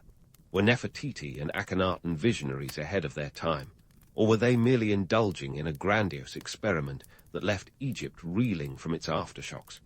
As always, the truth is likely somewhere in between, as elusive and captivating as the desert winds that once whispered through the halls of their radiant city. Stay tuned, because this historical roller coaster has plenty more twists and turns to come. As we sail further into the sun-drenched saga of Nefertiti, let's pause at one of history's most iconic pieces of ancient PR, that famous bust. You know the one, Nefertiti's likeness with the elongated neck and the kind of cheekbones that could slice through papyrus. It's been called the Mona Lisa of ancient Egypt, and much like Da Vinci's enigmatic lady, it's surrounded by an air of mystery and speculation. Created around 1345 BCE, this limestone masterpiece was likely sculpted by Thutmose, the rock star of Amarna's ateliers. Found in his workshop, this bust wasn't just about capturing beauty. It was a calculated move in the ancient Game of Thrones. Think of it as an ancient Instagram filter, showcasing Nefertiti's best angles while glossing over the less-than-perfect realities of her reign. The craftsmanship is undeniable, with every detail meticulously etched to convey both regal elegance and divine stature. Her symmetrical features and the vivid blue crown, a nod to her pharaonic power, aren't just artistic flourishes. They're strategic strokes in a campaign to cement her image as both goddess and queen. This was Nefertiti's version of a publicity stunt, immortality carved in stone, designed to withstand the sands of time. And boy, did it work. Now, while we're dazzled by this serene visage, let's not forget the less glamorous backdrop of daily life in ancient Egypt. Picture a scene far removed from the polished marble halls. A bustling market where the air is thick with the scent of spices and the buzz of haggling. Life for the average Egyptian wasn't all pyramids and picnics by the Nile. It was hard labor, with farmers toiling under the relentless sun, their lives dictated by the flood cycles of this mighty river. And speaking of economics, let's talk numbers. The grandeur of that bust didn't come cheap. Thutmose's workshop would have required a small fortune in resources, from the imported pigments to the skilled labourers who crafted such masterpieces. This was no casual portrait for the family album. It was a strategic investment in the royal brand. The resources poured into such artistic endeavours reflect the kingdom's priorities, projecting power and divinity, even while the common folk wrestled with more earthly concerns. But why does Nefertiti's image captivate us even now? Perhaps it's her role as a symbol of mystery and allure, a woman who embodied both beauty and power in an era that revered such qualities. Or maybe it's the allure of the unknown, After all, we still debate the details of her life and death. Was she merely Akhenatein's co-star, or the real power behind the throne? Her image invites endless speculation, and therein lies its magic. Yet, it's crucial to peel back the layers of myth that have wrapped around her like so much linen. While her bust suggests a life of luxury and divine favor, the reality was more nuanced. Nefertiti was at the center of a religious revolution that shook Egypt to its core, and that kind of upheaval tends to come with more than a few sleepless nights. Her serene expression belies the chaos that swirled around her court, a testament to her resilience and strategic acumen. The myth of Nefertiti endures because it taps into our fascination with beauty, power, and mystery. But let's not romanticize it too much. The reality of royal life was fraught with political machinations, economic strain, and the ever-present threat of dissent. Her bust might project an image of eternal calm, but the woman behind it was navigating a stormy sea of ambition and innovation. So, what do we take away from this ancient PR campaign? It's a reminder that the power of imagery is timeless, a tool as potent today as it was in the sun-drenched courts of ancient Egypt. Nefertiti's bust continues to speak to us across millennia, not just as a relic of a bygone era, but as a symbol of the enduring dance between myth and reality. As we continue to unravel her story, we'll find that the legacy of Nefertiti, like that of the Arten she so fervently worshipped, is as much about the shadows it casts as the light it brings. Stay tuned, because Nefertiti's tale is far from over, with more secrets waiting to be unearthed in the sands of time. So, as we leave Nefertiti's immortalized bust pondering its own enigmatic allure, let's dive headfirst into a mystery that's juicier than a Nile Delta papaya. Her sudden disappearance from history. 1 minute, Nefertiti's strutting around in her blue crown. The next, she vanishes from the records like an ancient Houdini. What gives? First up, let's tackle the theory that she may have become a pharaoh in her own right.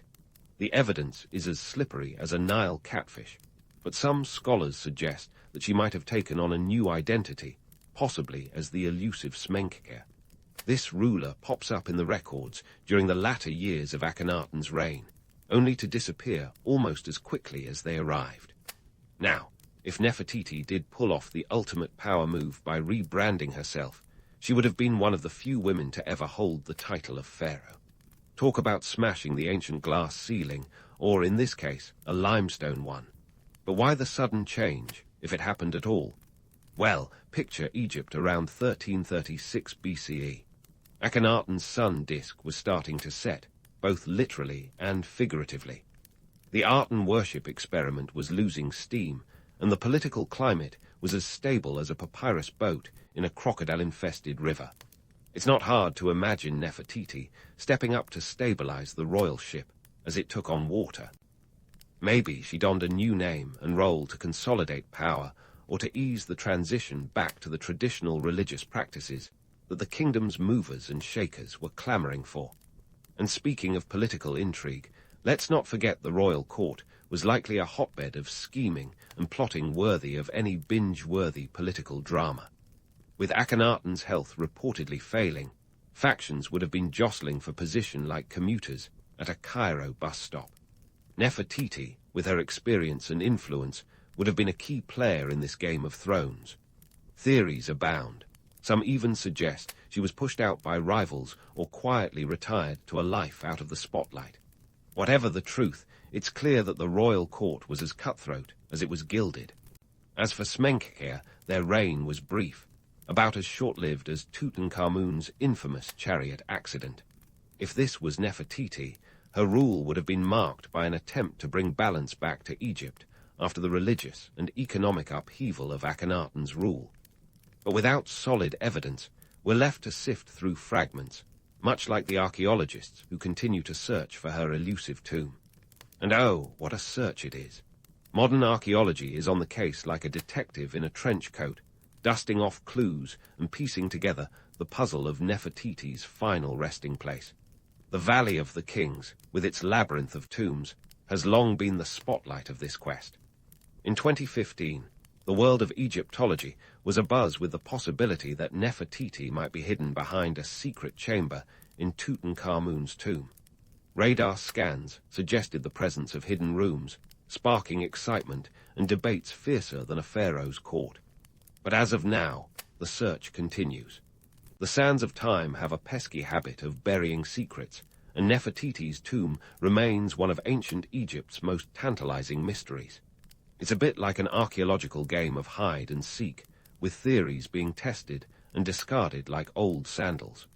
The stakes are high, not just for the glory of discovery, but for the insights it could offer into this pivotal period of Egyptian history. So, what's the takeaway from this saga of disappearance and intrigue? Nefertiti's story is a reminder that history is often a tapestry of gaps and guesses, where the threads of fact and fiction weave a complex narrative. Her vanishing act adds a layer of mystery to a life already rich with drama and ambition, inviting us to question and explore the shadows cast by her radiant legacy. As we hang on the edge of this historical cliffhanger, remember that Nefertiti's enigmatic exit is just one chapter in a tale that continues to unfold.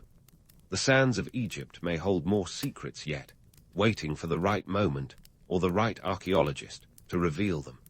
Until then, we'll keep our eyes on the horizon, watching for the next glimmer of discovery in the timeless saga of one of history's most captivating queens. And so, as we ponder the sands shifting beneath Egypt's ancient mysteries, we find ourselves wondering about Nefertiti's place in the grand tapestry of history. Her legacy, like the Nile at flood, continues to shape the land of historical imagination, carving out channels of myth and reality for us to navigate. In modern culture, Nefertiti stands as a symbol of enigmatic allure and power, a magnet for both scholars and casual history buffs. Her iconic bust has graced everything from highbrow museum halls to lowly dorm room posters, ever the Mona Lisa of Egypt with those eyes that seem to know secrets we can only guess at. But what makes Nefertiti more than just a pretty face frozen in limestone? Well, for starters, she offers a window into the complex world of ancient Egypt, where political maneuvering was as much a part of life as the rising and setting of the sun god Aten. In a world that often relegated women to the shadows, Nefertiti walked in the light, not just beside Akhenaten, but as a power in her own right. Her image challenges us to rethink ancient gender roles, like flipping through an old yearbook and realizing the valedictorian was actually the quiet kid in the back row. She was more than a queen. She was a co-regent, a divine partner in a political experiment that reshaped Egyptian society, albeit briefly. Speaking of reshaping, let's talk about the romanticism that clings to Nefertiti's story like the scent of lotus blossoms in the Egyptian air.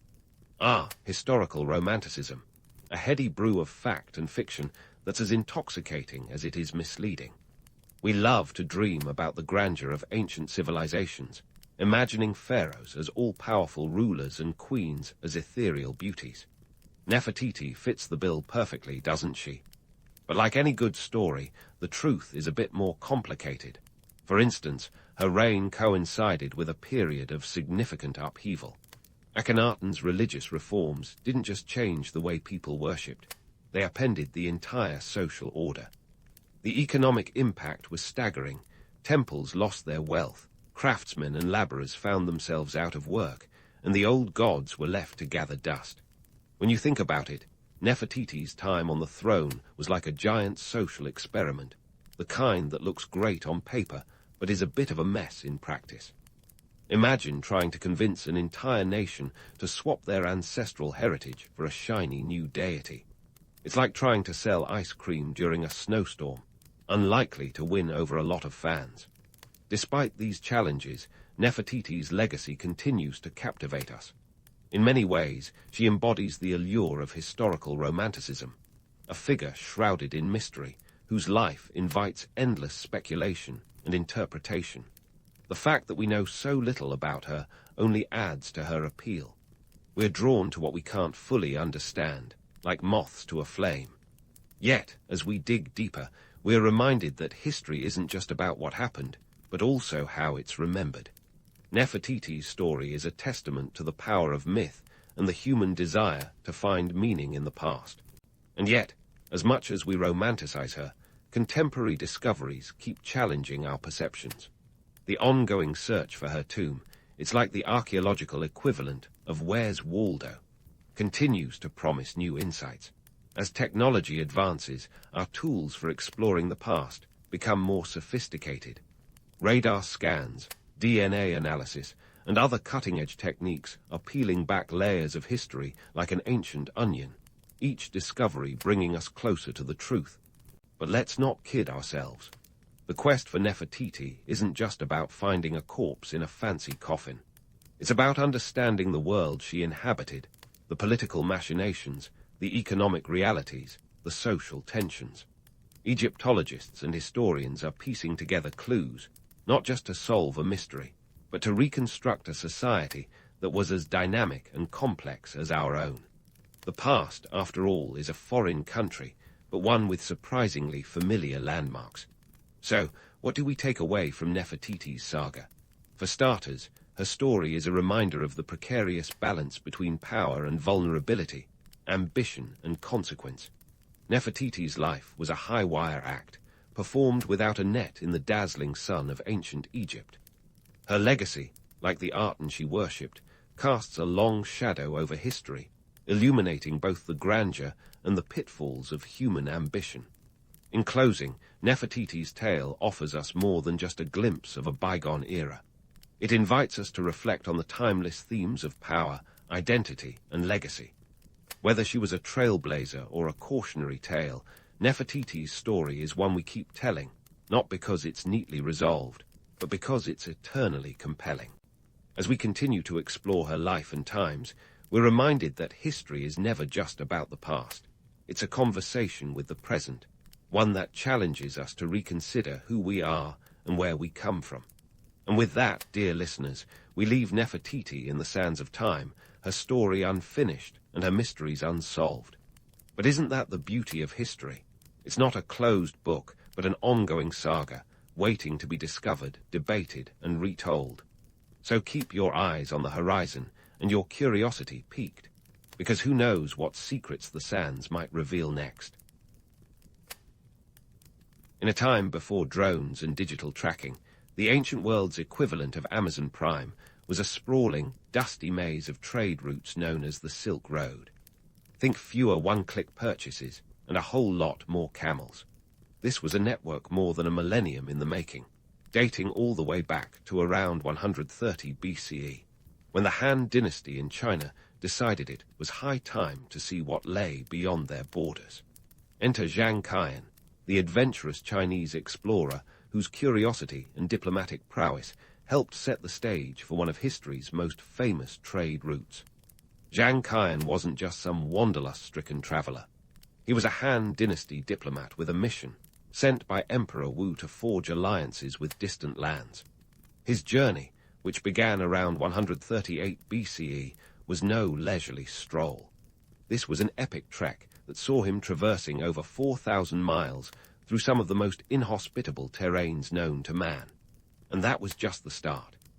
Zhang Qian's adventures laid the groundwork for the Silk Road, a series of interconnected trade routes that would eventually stretch from the bustling markets of China to the shores of the Mediterranean. Now, it's easy to romanticize the Silk Road as a single, well-paved highway lined with silk merchants peddling their wares. But let's be real.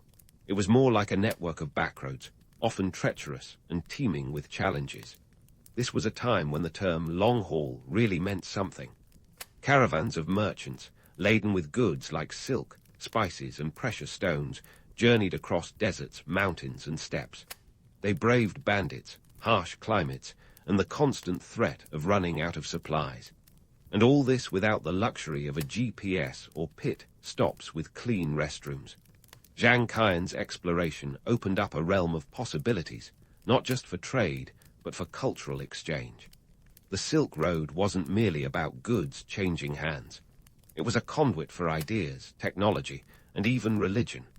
Buddhism, for instance, made its way from India to China along these very routes, forever altering the spiritual landscape of Asia. The exchange was as much about the mind as it was about material wealth. Speaking of wealth, the Silk Road was an economic powerhouse. Traders from the Han Dynasty to the Roman Empire capitalized on the insatiable demand for luxury goods. Silk, the road's namesake, was a hot commodity. Worn by the wealthy and envied by the less fortunate, it was the status symbol of its day. The Romans, in particular, couldn't get enough of the stuff, so much so that by the time of the empire's zenith, the Roman Senate was concerned about the drain on their coffers. They even tried to ban silk, fearing an economic imbalance. But let's face it, telling Romans to stop buying silk was like telling modern-day influencers to cut back on selfies. Good luck with that. But let's not get carried away by the glamour of it all. The Silk Road was a tough gig. Merchants faced a host of perils that could easily turn a profitable journey into a disastrous one.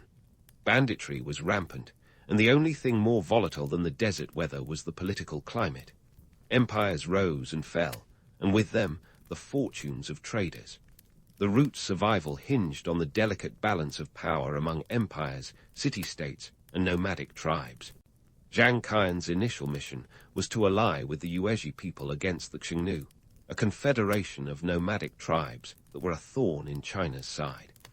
While he didn't succeed in his primary objective, he returned with invaluable knowledge about the lands to the west. His reports detailed the existence of vast territories rich in resources and ripe for trade. This intel was like gold dust to the Han Dynasty, setting the stage for a flourishing of cross-cultural connections that would shape civilizations for centuries. Despite its name, the Silk Road wasn't all about silk. It was a marketplace for a myriad of goods: spices from India, glassware from the Roman Empire, and horses from Central Asia. The road was a melting pot of cultures and commodities, each adding its own flavor to the mix. And while the term Silk Road evokes images of luxurious fabrics and exotic spices, it's a bit of a misnomer. The route wasn't a single road, but a complex web of pathways that evolved over time, adapting to the shifting sands of politics and geography. So, as Zhang Qian returned home after his years-long expedition, he wasn't just bringing back tales of strange lands and exotic goods. He was carrying the seeds of what would become a vital artery of ancient civilization. The Silk Road was more than a trade route. It was a testament to humanity's unending quest for connection, knowledge, and a good bargain. And as Zhang Qian returned home with the seeds of what would become a vital artery of civilization, let's not kid ourselves. This was less about the romance of exotic lands and more about the cold, hard cash. The Silk Road wasn't a charity event. It was a commercial juggernaut, a place where traders dealt in everything from the mundane to the bizarre. Silk was just the tip of the iceberg. Take spices, for instance. These weren't just the stuff of Grandma's kitchen cabinet. They were the Bitcoin of their day. Pepper from India was worth its weight in silver and was often used to pay rent and taxes. Imagine telling your landlord you'll pay next month's rent in peppercorns. Yet, for the Romans, who couldn't get enough of that spicy life, it was a small price to pay for that extra zing in their garum sauce. And let's not forget the precious metals. Gold and silver flowed along these routes, making the Silk Road not just a highway of goods, but also a bank on the move. Central Asia had mines that produced the stuff dreams, and a few wars were made of. Traders carried these metals across treacherous terrains, turning mountains into mere speed bumps on their quest for profit. But if you thought it was all about the bling, think again. These routes were like the world's most eclectic pet store. Imagine the scene: a caravan of camels, each carrying not just your standard goods, but also live animals like peacocks and ostriches. That's right, folks, exotic animals were the original Instagram pets, and the Silk Road was their runway. These creatures weren't just trophy pets for the elite. They were symbols of power, status, and sometimes a display of questionable taste. Now, let's talk logistics, because moving this treasure trove of goods wasn't exactly a stroll in the park. We're talking about a journey that could span over 7,000 miles, with travel times stretching into years. Imagine planning a road trip without knowing if the road even exists. The costs were astronomical. with the price of transporting goods often exceeding their initial value. Caravans could number in the thousands, each camel capable of carrying up to 600 pounds. That's like loading up your Prius with a small herd of elephants. And let's not forget the real MVPs of this operation, the caravanserais. Think of them as the ancient equivalent of your favorite highway rest stops, minus the questionable fast food. Scattered across the Silk Road like oases in a desert, these inns offered weary travelers a chance to rest, refuel, and let's be honest, gossip. They were the social media of their time, where news, ideas, and the occasional scandalous rumor spread faster than a sandstorm. But the road wasn't paved with silk and spices alone. Let's talk about tariffs. Taxes, the one certainty in life, along with death and questionable ancient fashion choices. Merchants faced a labyrinth of tolls and tariffs that would make modern accountants break into a cold sweat. Each city-state, empire, and tribe along the route had its own customs duties, and traders had to pay up or risk losing everything. It was a bureaucratic minefield, with each checkpoint potentially turning a profitable journey into a financial fiasco. Imagine a game of Monopoly where every square is a hotel you can't afford. Yet, despite these hurdles, the Silk Road thrived, driven by something more potent than gold, demand. The Roman elite's appetite for luxury was insatiable, and their love for silk almost bankrupted the empire. Meanwhile, in China, the allure of Roman glassware and Persian tapestries was equally irresistible. This wasn't just trade. It was a cultural exchange on a scale never seen before. Ideas and inventions traveled this road as freely as goods. Gunpowder, paper, and the compass are just a few examples of Chinese innovations that eventually made their way west. So, as traders braved the blistering deserts and towering mountain ranges, they weren't just transporting goods, they were ferrying the building blocks of civilization. Every transaction, every barter was a thread in the tapestry of history, weaving together cultures and economies in ways that still resonate today. The Silk Road wasn't merely a route. It was the lifeblood of an interconnected world, a testament to human ingenuity, resilience, and let's face it, the relentless pursuit of a good bargain. But don't start thinking this was all smooth sailing. The Silk Road was as volatile as the stock market on caffeine. Empires rose and fell, borders shifted, and with them, the fortunes of those brave enough to venture into the unknown. One day you could be sipping wine in a Persian caravanserai, and the next, you might find yourself negotiating with a band of unruly nomads. Yet through it all, the Silk Road endured, a testament to humanity's unyielding drive to connect, create, and above all, trade.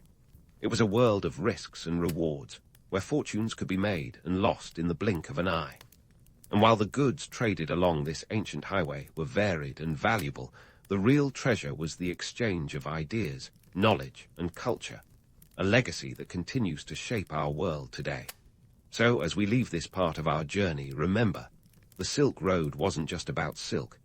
It was a complex network of trade, culture, and innovation that defied the odds and bridged the gap between East and West.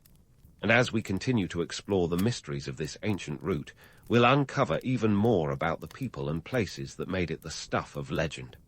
Stay tuned, because the best is yet to come. And just like that, we're back on the Silk Road, where history's most ambitious exchange program wasn't just swapping silks for shekels. Oh no, my friends, it was a bustling intellectual and cultural crossroads, like a TED talk on steroids mixed with a Pinterest board of ancient wisdom. Picture it, ideas as diverse as the travelers themselves, crisscrossing deserts and mountains, from the philosophies of India to the innovations of China. Let's start with a little enlightenment, shall we? Buddhism, born in the fertile cultural soil of India, found its way to China along these dusty trails. By the 1st century CE, monks and missionaries were moving with the caravans, spreading not just their faith, but also their art, language, and architecture. Imagine the spiritual seekers of the time, not unlike modern-day backpackers, but with slightly more impressive robes, making the trek to places like the Mogao caves near Dunhuang. These caves became a spiritual haven, filled with breathtaking frescoes and statues that would give Michelangelo a run for his money. But Buddhism wasn't the only intellectual item on the menu. Enter paper, arguably one of China's most underrated exports. By the time it reached the Islamic caliphates in the 8th century, paper was revolutionary, like the iPhone of its day.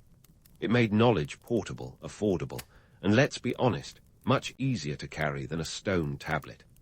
The Battle of Talas in 751 CE, where the Abbasid Caliphate and the Tang dynasty clashed, was a pivotal moment. While the battle itself was a bloody stalemate, the Chinese prisoners of war shared paper-making techniques with their captors. Talk about a silver lining, or perhaps a paper-thin one. Now, for a taste of culinary exchange. Noodles. Yes, those delightful strands of dough that somehow managed to unite humanity across continents. While Marco Polo gets credit for introducing pasta to Italy, evidence suggests that noodles were already a staple in China by 4,000 years ago. Archaeologists even found a perfectly preserved bowl of the stuff in Lajia, China. Imagine the ancient version of MasterChef, with traders sharing their favorite noodle recipes across borders. The Silk Road wasn't just a spice route. It was a culinary conveyor belt, serving up the flavors of Asia to a hungry world. But before you get too wrapped up in this idyllic picture of cultural harmony, let's talk about the less glamorous side of this epic exchange. You see, cultural misunderstandings were as common as sandstorms. Language barriers turned simple transactions into complex charades, where one wrong gesture could mean the difference between a deal and a duel. And let's not forget the occasional outbreak of violence. While the Silk Road was a bridge between cultures, it was also a fault line, where differing beliefs and ambitions sometimes clashed catastrophically. Take the Roman Empire's fascination with silk, for instance. This wasn't just about luxury, it was a full-blown economic crisis in the making. Roman senators fretted over the empire's gold reserves being drained by the insatiable demand for this Eastern fabric. It was as if the entire empire was binge-watching the latest fashion trends and couldn't stop hitting next episode. Meanwhile, the Han dynasty was just as keen on Roman glassware, but the journey was fraught with peril. Imagine a Roman trader finally reaching the Han court, only to discover that his prized glass was now just a bag of sand after a particularly rough camel ride. Talk about a bad day at work. And then there was the small matter of disease. The Silk Road was not only a highway for goods and ideas, but also for something far less welcome, the Black Death. The bacterium Yersinia pestis hitched a ride from the east to the west, causing a pandemic that would decimate populations from Asia to Europe in the 14th century. The very interconnectedness that made the Silk Road a marvel of human achievement also made it a conduit for catastrophe. Yet, despite the challenges, the Silk Road thrived because humans are nothing if not persistent. We're like cats with a laser pointer when it comes to opportunity. We just can't resist. The traders, monks, and explorers who braved the Silk Road were not just exchanging goods. They were sharing stories, ideas, and a vision of a world where knowledge and culture were as valuable as gold or silk. So, as we pause our journey on this ancient highway, remember that the Silk Road was a tapestry woven from the threads of countless lives and stories. It was a testament to the human spirit's relentless quest for connection and understanding, even when the road was long and the way uncertain. And while we've only scratched the surface of its legacy, there's so much more to explore. Stay tuned, because the Silk Road still has secrets to reveal. As we continue our trek through the dusty annals of the Silk Road, let's shift our gaze from the romanticized tales of traders and treasures to the grimy underbelly of power plays and political chess that defined this ancient corridor. You see, control of the Silk Road was like holding the keys to a vault filled with unimaginable wealth. Wealth that could fund armies, build empires, or, quite possibly, buy one too many gold-plated chariots. Let's kick things off with a little East meets West drama. Picture the Roman Empire and the Parthian Empire as two heavyweight boxers, each eyeing the Silk Road like it's the championship belt. The Romans, decked out in their togas and sandals, had a ravenous appetite for Eastern luxuries. But there was a catch. Parthia stood smack in the middle, playing gatekeeper and toll collector. Think of them as the world's first highway patrol, if highway patrols were also known for their archery skills and penchant for warfare. The Parthians were masters of the middle ground, quite literally. They had this knack for playing both sides against the middle, pitting Roman ambitions against Han dynasty interests. With a territory stretching from the Mediterranean to the Indian subcontinent, Parthia boasted a stranglehold on the lucrative trade routes. The Romans, frustrated by their inability to bypass the Parthians, resorted to some good old-fashioned diplomacy and a bit of espionage to boot. But let's be real. Diplomacy for the Romans was often just a prelude to conquest. Then we have the Han dynasty, the Eastern powerhouse with an insatiable hunger for Western goods. The Han rulers knew that holding sway over the Silk Road meant controlling the flow of riches into their empire. They expanded their influence westward, engaging in a series of military campaigns to neutralize threats from the pesky Xiongnu tribes. These tribes, with their hit-and-run tactics, were the original guerrilla fighters, causing headaches for any empire that dared to challenge their supremacy on the steppes. Now, speaking of headaches, let's not forget about the Sogdians. These guys were the Silk Road's unofficial middle managers, the facilitators of trade who spoke the language of commerce fluently, literally. They were polyglots, skilled in Chinese, Persian, and a host of other dialects, turning them into the linguistic Swiss army knives of their day. The Sogdians were like the ancient version of Amazon Prime, delivering goods with an efficiency that would make Jeff Bezos envious. But with great power comes great chaos. The Silk Road wasn't just a trade route, it was a political tinderbox, forever on the brink of explosion. Nomadic tribes like the Scythians and Huns were the wild cards, sometimes acting as trade partners, other times as marauders who could upend the entire system. These tribes were like nature's free agents, driven by survival and opportunity, and their actions could spell the difference between prosperity and ruin for the empires around them. The Tang dynasty, coming into its own during the 7th century, knew that the Silk Road was more than just a path for merchants. It was a strategic lifeline. The Tang emperors embarked on an ambitious campaign to fortify their holdings along the route. They established protectorates, like the Anxi Protectorate, to shield against incursions and secure the vital trade arteries that fed the empire's coffers. But as always, good fences make good neighbors, and the Tang's defensive measures often sparked conflicts with the Tibetan Empire and other regional players who weren't thrilled about Tang expansionism. And let's talk about tariffs, those delightful little roadblocks to free trade. Empires along the Silk Road understood that controlling these routes was as much about economics as it was about politics. They imposed taxes and duties on goods passing through their territories, an ancient version of pay to play. The profits funded armies, built cities, and occasionally ended up as bribes to keep the peace. But these taxes also sowed seeds of discontent among traders, who often found themselves squeezed by the very routes that promised them riches. All this maneuvering, all this jostling for control, what did it really mean for the people living in these empires? Well, for one, it meant that the Silk Road was as much about survival as it was about prosperity. The ebb and flow of power shaped lives in ways that were both profound and mundane. Cities rose and fell, fortunes were made and lost, and yet, despite the chaos, the Silk Road continued to weave its way through history. And what of the legendary spoils of war? When empires clashed, the Silk Road didn't just carry goods. It carried the spoils of conquest. The Parthian Wars, for instance, saw Roman legions returning with exotic treasures and tales of Eastern wonders. These spoils whetted the Roman appetite for more, fueling further expeditions and setting the stage for centuries of conflict. So, as we wrap up this leg of our journey, let's remember that the Silk Road wasn't just a highway for traders. It was a chessboard where empires played for keeps. It was a place where the stakes were as high as the mountains that bordered its paths, and where control meant not just wealth, but the power to shape the destiny of nations. But we're not done yet. The Silk Road still has secrets to reveal, and our journey is far from over.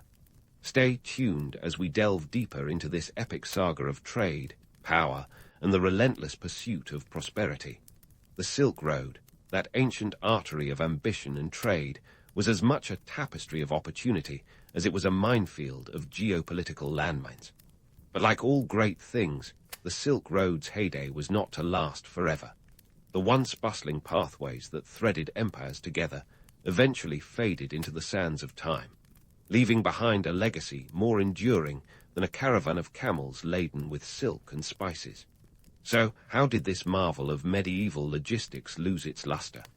Well, it turns out that the Silk Road fell victim to a trifecta of historical plot twists that would make any modern-day scriptwriter jealous. First up, let's talk politics. The shifting sands of power made the Silk Road about as stable as a tower of Jenga blocks in a windstorm.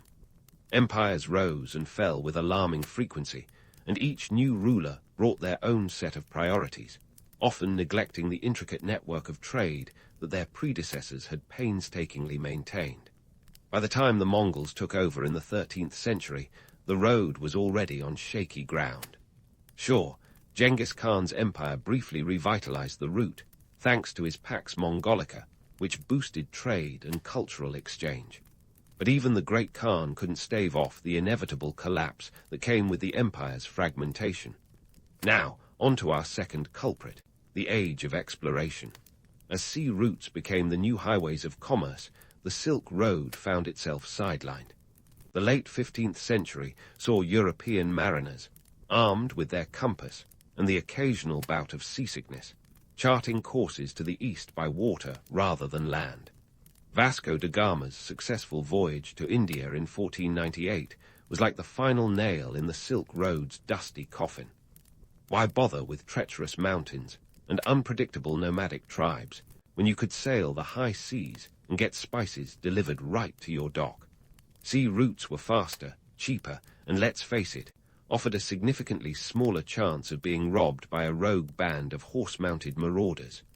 Finally, let's address the elephant, or rather, the Ottoman Empire in the room. The Ottomans, with their penchant for expansion and control, weren't exactly Silk Road enthusiasts. By the mid-15th century, they had effectively gobbled up the Byzantine Empire and swathes of territory across the Middle East, effectively controlling key sections of the Silk Road. However, their focus wasn't on nurturing the old trade routes, but on dominating the lucrative Mediterranean trade. The Ottomans placed exorbitant taxes on goods passing through their lands, making the once thriving overland trade routes economically unviable. It was like putting a troll under the bridge and charging a fee for anyone who dared to cross. Yet, even as the physical Silk Road receded into history, its legacy endured. Its roots had woven together a rich tapestry of cultural exchange that left an indelible mark on the world. Ideas and innovations that traveled these ancient paths, such as the compass, gunpowder, and papermaking, would go on to shape civilizations and ignite revolutions. The Silk Road was a proving ground for the interconnected world, an ancient precursor to the global networks we navigate today. In a way, the Silk Road was the original World Wide Web, albeit one that operated at a slightly slower speed. It was a testament to humanity's relentless drive to connect, to share, and to trade. And while today's trade is more likely to involve container ships and cargo planes than camels and caravans, the principles remain the same. Modern trade barriers might take the form of tariffs and customs checks, but they share a common ancestry with the toll collectors of yore who lined the Silk Road. But let's end on a lighter note. The age-old comparison between ancient trade barriers and modern-day shipping delays. Imagine a Silk Road merchant, having braved bandits and blizzards, finally arriving at a distant market, only to find it closed for a local festival. Fast forward to today, and you've got a cargo ship stuck in the Suez Canal, holding up billions in trade because someone decided to play a game of can it fit? Sometimes, it seems that the universe just loves to throw a wrench, or a ship, into our best-laid plans. So, as we bid farewell to the Silk Road, let's remember it not just for the silk and the spices, but for the stories and the spirit of adventure that it inspired. It was a conduit for the exchange of more than just goods. It was an exchange of ideas, of culture, and of the very essence of what it means to be human. In the end, the Silk Road was more than a path across continents. It was a journey through the heart of history itself. And much like any good story, its echoes are still heard today in the bustling markets, the fusion cuisines, and the vibrant cultures that continue to enrich our world. In the heart of the Andes, where the air is as thin as a supermodel's patience, the Incas decided to play a little game of, let's build a road network that would make even 21st century urban planners weep with envy. Enter the Quhapac Nian, an engineering marvel that stretched over 25,000 miles across some of the most punishing terrain on Earth. Forget the smooth highways and GPS-guided routes we rely on today. This was a time when road construction involved more elbow grease than a family reunion at a lumberjack convention. The whole shebang kicked off around 1438 under Pachacuti Inca Yupanqui, the 9th Sapa Inca, who must have had a thing for ambitious projects. This guy didn't just want to conquer land. He wanted to connect it like a master of social networking before social networks even existed. While other leaders were busy squabbling over who had the bigger army, Pachacuti was laying the groundwork for an empire that could communicate faster than you can say, buffering. But let's pause for a moment to consider the sheer insanity of this endeavor. We're talking about a civilization that didn't have the wheel. That's right, folks. The Incas managed to pull off this gargantuan task without so much as a single tire rotation. And yet, they still managed to build roads that snaked through mountains, across deserts, and over rivers, all without the benefit of modern machinery or Google Maps rerouting them when they took a wrong turn. Now, if you're thinking, well, that's impressive, but surely they had to deal with some dreadful traffic jams, think again. The Incas designed their roads not for the convenience of four-wheeled monstrosities, but for the swift feet of relay runners called chasquis, who would dash along these paths delivering messages faster than you can say express shipping.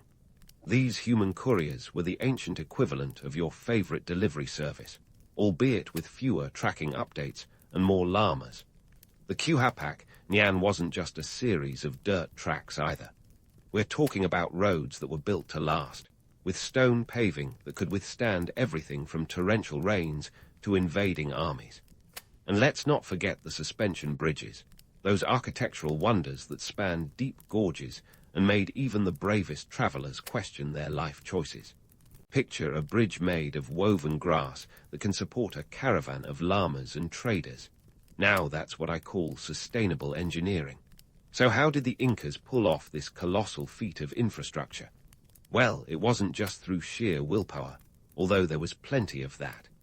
The empire relied on a system of labor called mita, a sort of rotational draft that required each community to contribute workers for public projects. It was like a civic duty with a side of back-breaking labor, and it ensured that the roads were maintained and expanded as needed. Of course, this wasn't exactly a volunteer gig, more like mandatory fun with a hefty dose of imperial oversight. For Pachacuti and his successors, the road network was more than just a means of getting from point A to point B. It was a tool of empire building, a way to consolidate power, control resources, and project authority across a vast and diverse landscape.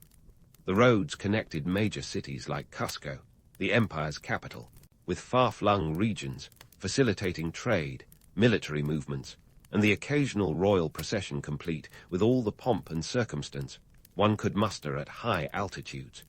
In comparison, our modern highways might boast impressive stats and GPS navigation, but they also come with their own set of problems, like the soul-crushing experience of rush-hour traffic.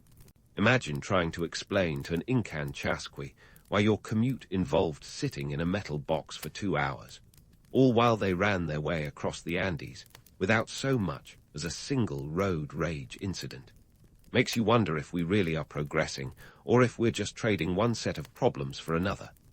The Quhapac Nian was more than just a road. It was the lifeblood of an empire, a testament to human ingenuity and the desire to connect people and places.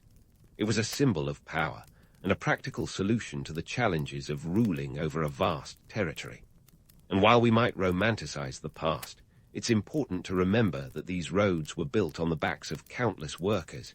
Each stone laid a testament to the human cost of empire building. So, as you settle into bed tonight, perhaps dreaming of roads that go on forever and bridges that defy gravity, spare a thought for the Incas and their remarkable achievement. Who knows, maybe one day our descendants will look back at our tangled web of highways and wonder how we ever managed without a llama-powered express lane. Now, before you start dreaming of llama-powered express lanes, let's shift gears and dive into the heart of the Incan economy, a powerhouse that would put modern trade to shame. You see, the Incas were masters of a barter system that kept their empire humming along without so much as a single coin or credit card. That's right, folks. In a world where currency is king, the Incas managed to build an economy without it. Imagine trying to explain that to your bank manager when you forget your wallet at home. At the center of this economic web were the goods that moved along those roads, like Twitter rumors on a slow news day. And we're not talking about your run-of-the-mill trading fair. The Incas dealt in some serious commodities: textiles, coca leaves, and precious metals. These weren't just luxury items. They were the lifeblood of the empire, each with its own economic and cultural significance. Let's start with textiles, which were as much a status symbol as they were a practical necessity. In the Incan world, the quality of your fabric spoke volumes about your social standing. We're talking about vibrant patterns and colors that would make even the most extravagant fashion week look like a beige cardigan convention. Textiles were so vital that they were often used in ceremonial offerings, and their production was a highly skilled craft. The Incas had a knack for weaving that would make modern textile manufacturers weep into their polyester blends. Next up, coca leaves. Before you start picturing a scene straight out of a 90s crime drama, let's clear the air. In the Incan Empire, coca leaves were a staple of everyday life, used for everything from religious rituals to relieving altitude sickness. A must when your capital city sits at a nosebleed-inducing 11,152 feet above sea level. Think of coca as the Incan equivalent of your morning coffee, essential, energizing, and a little bit magical. Its value was so recognized that it was often used in trade, exchanged for other goods like food and textiles. And then there were the precious metals, gold and silver, that glimmered with the promise of wealth and power. These metals were more than just shiny status symbols. They were integral to the Incan religious and political landscape. While we might think of gold as the ultimate form of currency, the Incas saw it as the sweat of the sun, a divine substance that adorned their temples and royalty. It was less about personal wealth and more about demonstrating the empire's divine favor and might. Now, you might be wondering how an empire this vast managed to keep track of all these goods without a central banking system or even a spreadsheet. Enter the genius of the Quilcas, the Incan storage facilities that were the envy of the ancient world. These were not your average storage sheds, folks.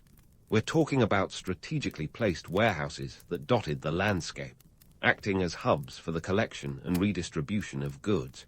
Think of them as the Amazon fulfillment centers of the Andes, minus the 2-day shipping guarantee. The Quilcas were marvels of efficiency, designed to store everything from food to textiles, ensuring that the empire could withstand everything from droughts to famines. They were climate-controlled by nature's own design, often built on cool, dry hilltops to preserve their contents. It was a logistics network that would make any modern supply chain manager green with envy, though probably not as green as an Incan coca leaf. The absence of currency and reliance on barter might sound like a quaint system from a bygone era, but it was anything but simple. It required meticulous record-keeping and a deep understanding of value beyond mere numbers. In an empire where your worth was measured in goods and labor, the Incas developed a sophisticated system of accounting known as quipus, knotted strings that recorded everything from census data to tax obligations. Picture an abacus having a love child with a macrame project, and you've got a quipu. Of course, this system wasn't perfect. The reliance on barter meant that trade could be cumbersome, and the absence of a universal currency sometimes led to disputes over value.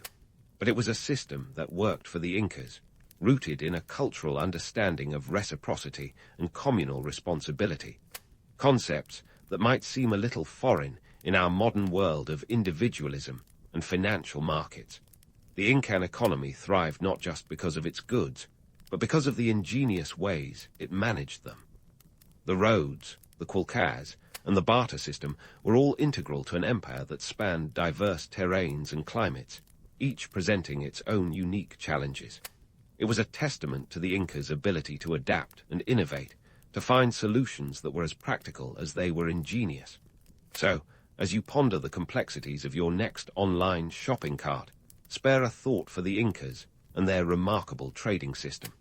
It was a world where goods flowed as freely as the mountain streams, where value was measured in woven threads and sacred leaves, and where an empire's wealth was stored not in vaults, but in the hearts of its people and the ingenuity of its systems.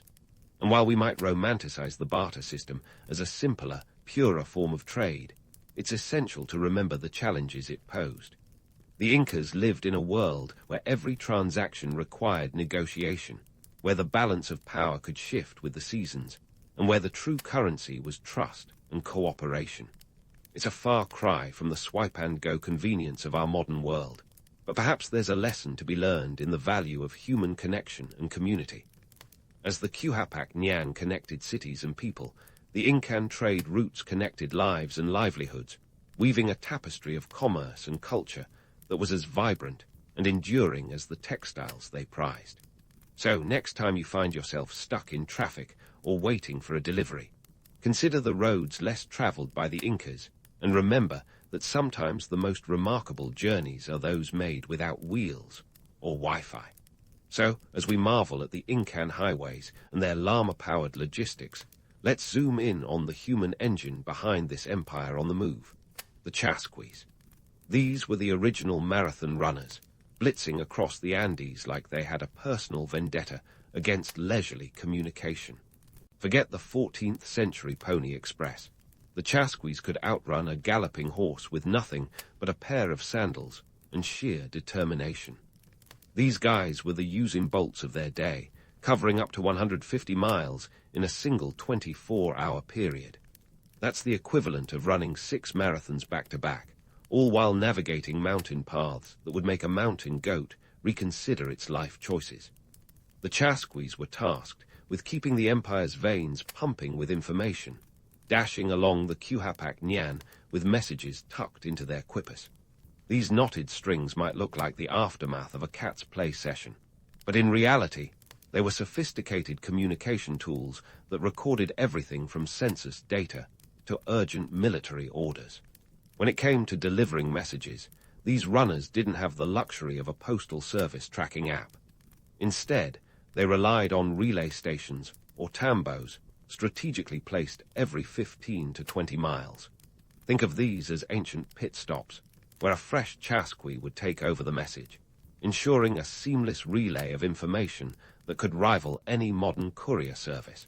But let's not get carried away with the romanticized notion of these fleet-footed messengers darting through the Andes like mythical figures. The reality was far grittier. The Chasquis were often young men, trained from childhood for this demanding role. They had to be not only physically fit, but also mentally sharp, as one wrong knot in a quipu could lead to catastrophic misunderstandings.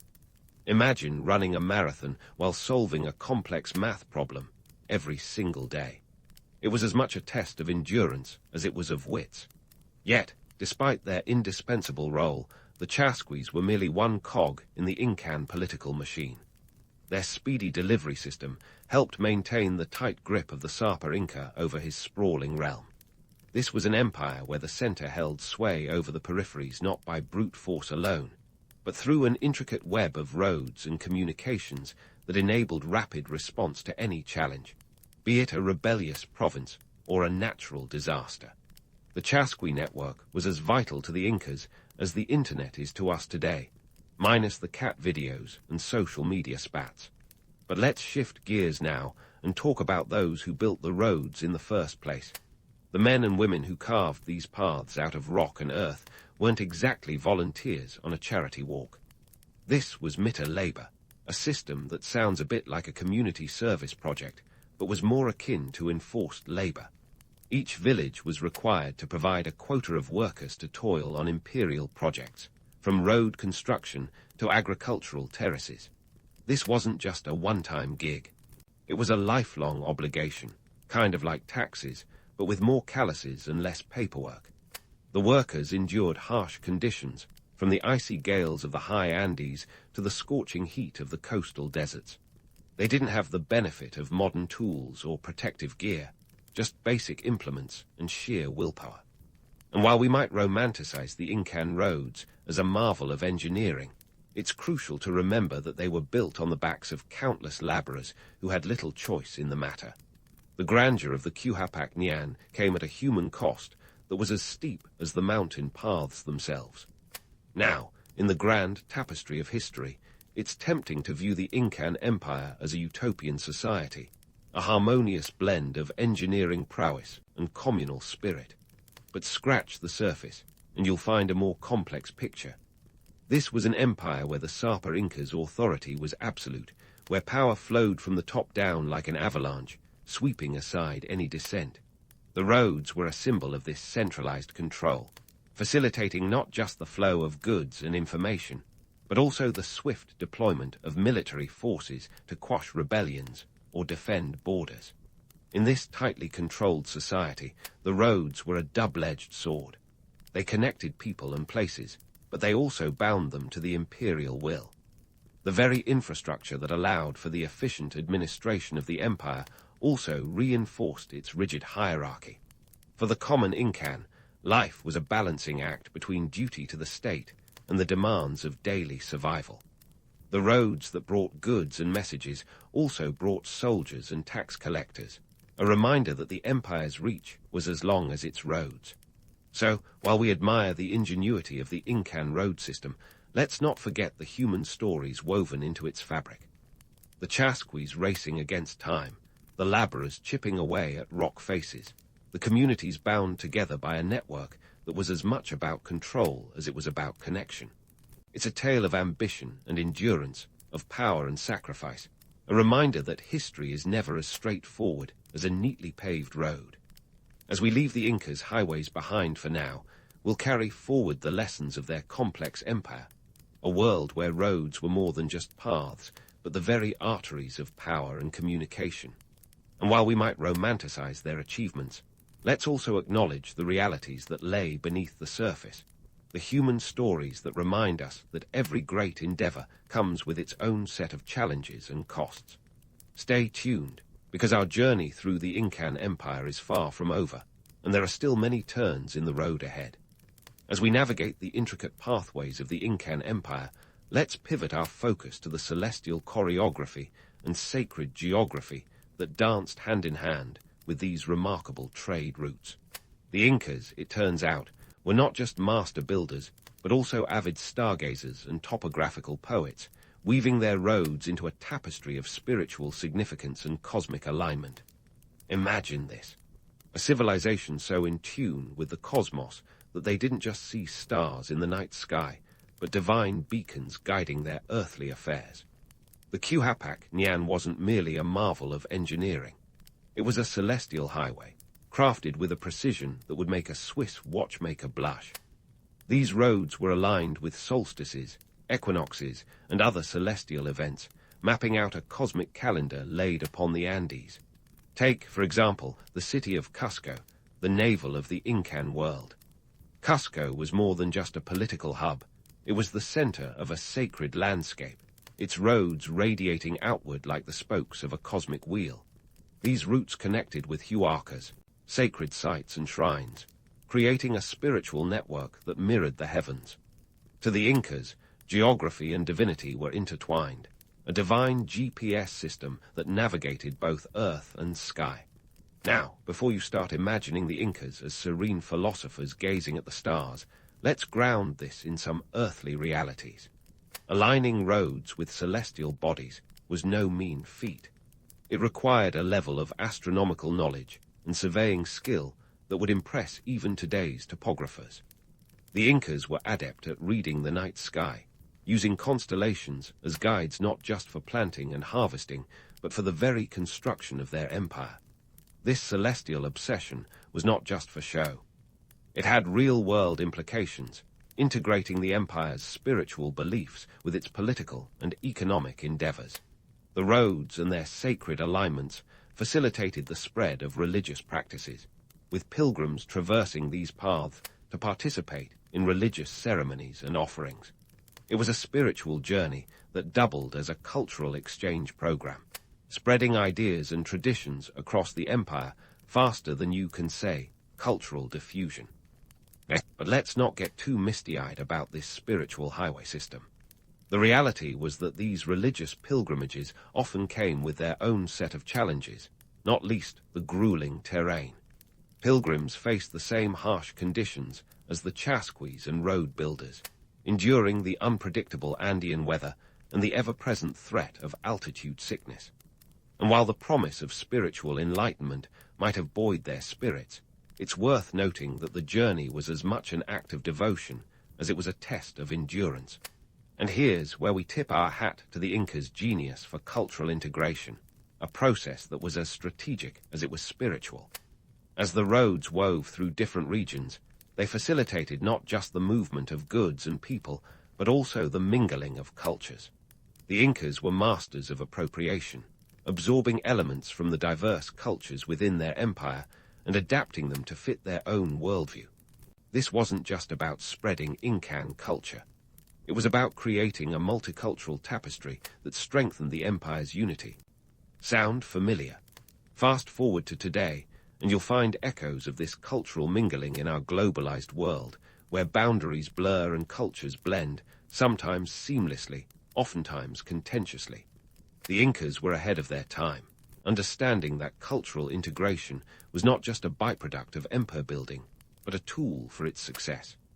However, before we get too carried away with the notion of a harmonious Incan melting pot, let's not forget the reality that this integration often came at the expense of local autonomy.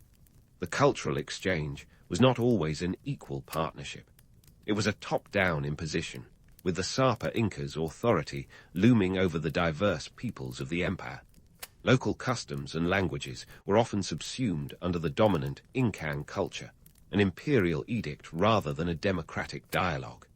Yet, despite this imbalance, the Incan roads carried with them a legacy of connection and cultural exchange that endured long after the empire's fall.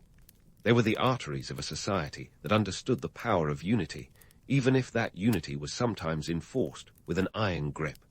So, as we journey along these ancient paths, let's acknowledge both the romance and reality of the Incan trade routes. They were conduits of culture and commerce, pathways of power and pilgrimage, weaving together the many threads of a complex and dynamic empire. In the end, the Quijapac Ñan is a testament to the Incas' grand vision, a vision that saw no boundary between earth and sky, between the sacred and the practical. It's a reminder that even as we build our modern networks, both digital and physical, the lessons of the past still resonate. The Incas knew that to truly connect an empire, you had to reach for the stars while keeping your feet firmly planted on the ground. And with that, we'll leave the celestial musings of the Incas behind, but not before appreciating the roads that bore witness to an empire's rise and fall. These ancient highways remind us that the journey is as important as the destination, a lesson as relevant today as it was for the Incas. Stay tuned, because our exploration of this remarkable civilization is far from over, with more twists and turns ahead as we delve deeper into the world of the Incas. As the dust of history settles, let's confront the not-so-charming aftermath of the Spanish conquest, the period when the Incan road system, the mighty Quijapac Ñan, faced its decline. Picture the scene. 1532, Francisco Pizarro and his band of merry conquistadors waltz into the Andes, less interested in celestial highways and more focused on the glitter of gold and the glory of conquest. The Incas, with their roads that stretched from Quito to Santiago, provided a ready-made network that the Spanish could commandeer for their own purposes. But here's the kicker. The Spanish largely viewed these roads as mere conveniences, not the arteries of a once thriving empire. With the fall of the Incan Empire came the systematic dismantling of its infrastructure. The Spanish, busy establishing colonies, had little interest in maintaining a road network that didn't serve their immediate needs for gold extraction and resource exploitation. The meticulous maintenance that the Incas once mandated through the Mita system fell by the wayside. Picture the roads as neglected as a gym membership in February. Overgrown, eroded, and forgotten by all but the locals who still depended on them for their daily lives.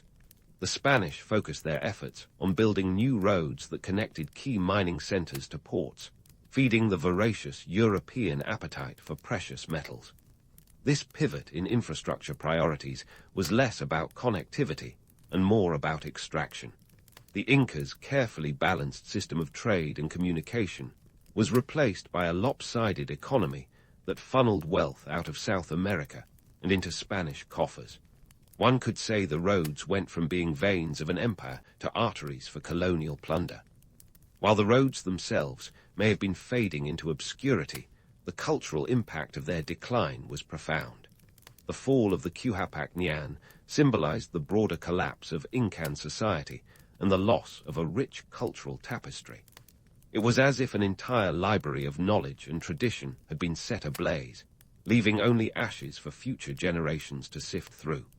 The roads, once bustling with chasquis and traders, became silent witnesses to the cultural upheaval and the imposition of European dominance. But let's not wallow too long in this historical gloom. Fast forward to contemporary South America, and you'll find that the legacy of the Incan roads is far from buried. Modern archaeologists and historians have been digging up, quite literally, the remnants of these ancient pathways, rediscovering the brilliance of Incan engineering. In 2014, UNESCO recognized the Quhapac as a World Heritage Site, acknowledging its historical significance and the ingenuity of its creators. It's a nod to the past, but also a testament to the enduring impact of these roads on modern society. Today, the lessons of the Incan road system are more relevant than ever. In a world grappling with sustainability and efficiency, the Incas offer a masterclass in both. Their roads were built to last, with a minimal environmental footprint. No fossil fuels, no emissions, just a whole lot of human sweat and ingenuity. They understood the importance of integrating infrastructure with the natural landscape, a lesson modern urban planners could stand to revisit. The Quhapac was a marvel of sustainable engineering long before the term became a buzzword. Moreover, the Incan emphasis on connectivity and community stands as a stark contrast to our increasingly fragmented world. Their roads were not just about moving goods and people, but about fostering a sense of unity and shared identity across diverse cultures and geographies. It's a reminder that infrastructure is as much about the social fabric it weaves as the physical paths it creates. And here's a thought to chew on. As we face the challenges of the 21st century, from climate change to resource scarcity, the Incan roads offer a blueprint for resilience. They were built on principles of reciprocity and communal effort, concepts that might just hold the key to addressing some of today's most pressing issues. Imagine a world where progress is measured not by the speed of our cars, but by the strength of our connections, both human and environmental. In the end, the story of the Incan roads is not just a tale of rise and fall, but of endurance and legacy. It's about the power of infrastructure to shape societies and the enduring impact of human ingenuity. So, as you drift off to sleep, let your mind wander along the ancient paths of the Quhapac, tracing the footsteps of a civilization that reached for the stars while keeping its feet firmly on the ground. And remember, the roads we build today will be the legacy we leave for tomorrow. Let's make sure they're paths worth traveling. Frederick Douglass entered the world in February 1818 on the east coast of Maryland, and let's just say, his birth certificate wasn't exactly framed on the wall. Maryland was a slave state, and Douglass was born into slavery on the plantation of a gentleman. a term we're using loosely here, named Edward Lloyd. His mother was Harriet Bailey, but his father's identity was wrapped in more mystery than the plot of a soap opera. Rumor had it his father might have been a white man, possibly even his owner. But in those days, nobody was conducting paternity tests on Maury. Young Frederick's early years weren't your typical childhood. Forget playdates and toy blocks. His life was filled with the harsh realities of slavery. Douglas was separated from his mother when he was just an infant, a common practice intended to break family ties and prevent any inconvenient notions of kinship from forming. His mother would walk 12 miles at night to see him, only to leave again before dawn. That's commitment, but it was also a brutal reminder that slaveholders saw human beings as property, not people with families. One of the more tragically comic aspects of Frederick's childhood was his first foray into the world of literacy.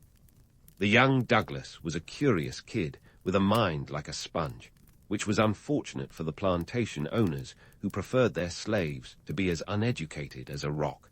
Somehow, Frederick managed to turn a group of poor white kids into his unlikely tutors. The currency. Biscuits. That's right, Frederick learned his ABCs by bribing neighborhood kids with bread. It turns out, food was an excellent motivator, and these kids were more than willing to trade a few letters for a snack. Frederick later wrote that learning to read was his key to freedom. It opened his eyes to the injustice of slavery and ignited a fire within him that could not be extinguished. But let's not sugarcoat it. Life as a slave was brutal. Douglas was shuffled around like an unwanted package, from one plantation to another, enduring back-breaking labor from sunrise to sunset. At the tender age of 8, he was sent to Baltimore, a city that would play a pivotal role in his life. Here, he was a houseboy for Hugh and Sophia Auld. It was Sophia who initially taught him the alphabet, until her husband put an end to it, declaring that education would ruin a slave. Let's just say, Hugh's prediction was less prophecy and more self-fulfilling. So, how does a young enslaved boy with a knack for reading and a burning desire for freedom handle life in this oppressive system? With a bit of cunning and a lot of guts. Douglas made several attempts to escape the chains of slavery, each one a thrilling yet ultimately unsuccessful episode. In 1836, alongside a group of fellow enslaved workers, he concocted a plan to flee to the north. They forged travel passes, but alas, their plan was foiled by a snitch in their midst. The betrayal landed Douglas in jail, where he likely had some time to reflect on trust issues and the merits of keeping plans need-to-know. Despite these failures, Douglas was undeterred. His resolve only hardened with each setback, proving that sometimes the path to success really is paved with epic fails. He didn't know it then, but these experiences were shaping him into a formidable force for change. Douglas's life was a testament to resilience, a reminder that the struggle for freedom is never a one-time event, but an ongoing battle. As we wrap up this chapter of Frederick's early life, it's clear that while he didn't have the luxury of choosing his beginnings, he was already laying the groundwork for a legacy that would defy his circumstances. His journey was only just beginning, and the world was about to hear from a man who would become one of the most powerful voices against slavery. But for now, he was still that young boy, fueled by biscuits and dreams, plotting his next move with the kind of resolve that history would never forget. As Frederick Douglass prepared to leave the constraints of slavery behind, it was clear this wasn't his first escape attempt, nor was it a spur-of-the-moment decision. Nope, Douglas was playing 3D chess while everyone else was stuck on checkers. By 1838, at the ripe age of 20, he'd had enough practice runs and was ready to make his jailbreak a reality. This time the plan was simple but daring. Disguise himself as a sailor and head north. He donned a sailor's uniform, complete with a red shirt and a black cravat, a look that screamed, "I'm definitely not an escaped slave." He even managed to procure seaman's protection papers, a kind of passport for sailors, through a network of sympathizers. These weren't just any sympathizers, mind you. They were part of an underground network of abolitionists who knew how to play the game of how many ways can we stick it to the man. The journey from Baltimore to New York City took less than 24 hours, a swift passage considering the stakes. Douglas boarded a train, a steamboat, and another train, all while clutching those precious papers like they were a golden ticket. Each step of the journey was fraught with danger. Getting caught could mean a one-way ticket back to the plantation, and a harsh reminder of why freedom was worth the risk. Despite the heart-pounding likelihood of being discovered at every turn, Douglas managed to keep his cool, perhaps drawing on the same nerves of steel that would later make him such a captivating public speaker. Now let's talk about Anna Murray, the unsung hero in this daring escapade. Anna was a free black woman living in Baltimore, and she wasn't just Frederick's sweetheart. She was a co-conspirator in his quest for freedom. Talk about relationship goals. With her wages as a domestic worker, Anna had saved enough money to fund Frederick's getaway, a testament to the economic irony of their situation. Here was a woman, free by law but still shackled by societal constraints, using her hard-earned cash to liberate a man from literal slavery. If that doesn't make you want to fist pump for love and justice, I don't know what will. After Frederick's arrival in New York, the couple wasted no time. Within days, they were married, sealing their bond not just as partners in matrimony, but as comrades in the fight against oppression. Their union wasn't just a romantic gesture. It was a strategic alliance. Together, they moved to New Bedford, Massachusetts, a hub of abolitionist activity that would provide the perfect backdrop for Frederick's burgeoning career as a freedom fighter. In New Bedford, the Douglas family found a community that would nurture Frederick's talents and amplify his voice. But it wasn't all kumbaya and handshakes. Despite the North's reputation as a haven for escaped slaves, racism was alive and kicking, and Frederick faced his fair share of skepticism. New Bedford's black community was relatively prosperous, with many working in the whaling industry, an economic powerhouse of the time. However, even there, black workers were often limited to the most menial jobs, a bitter reminder that freedom didn't always come with equality. It wasn't long before Frederick got his first taste of public speaking. The year was 1841, and he attended an anti-slavery convention in Nantucket. When he took the stage, the audience was mesmerized. Here was a man who had lived the horrors they only read about, and he spoke with a conviction that left no room for doubt. His eloquence was so striking, in fact, that some skeptics in the crowd whispered, "He must be too articulate to have once been a slave." Because, of course, in the twisted logic of the day, profound intelligence and eloquence were seen as incompatible with the experience of slavery. This kind of backhanded suspicion was both a compliment and an insult, but Douglas, ever the strategist, used it to his advantage. He became a regular on the anti-slavery speaking circuit, sharing his story and dismantling the myths of happy slaves and benevolent masters one speech at a time. His growing reputation caught the attention of the Massachusetts Anti-Slavery Society, which hired him as a full-time lecturer. Imagine that, a former slave turned professional orator, crisscrossing the North to rally support for abolition. He was living proof that literacy and freedom were a deadly combo for the slave-holding South. Douglas's speeches were incendiary, unflinching in their depiction of slavery's brutality. He had a way of weaving personal anecdotes with broader social critiques, making his audience feel both the sting of the whip and the weight of systemic injustice. Yet his ability to articulate these experiences with such power led to another ironic twist. Some in the abolitionist movement wanted him to stick to the script of the downtrodden slave, to serve as a living example of the horrors they were fighting against.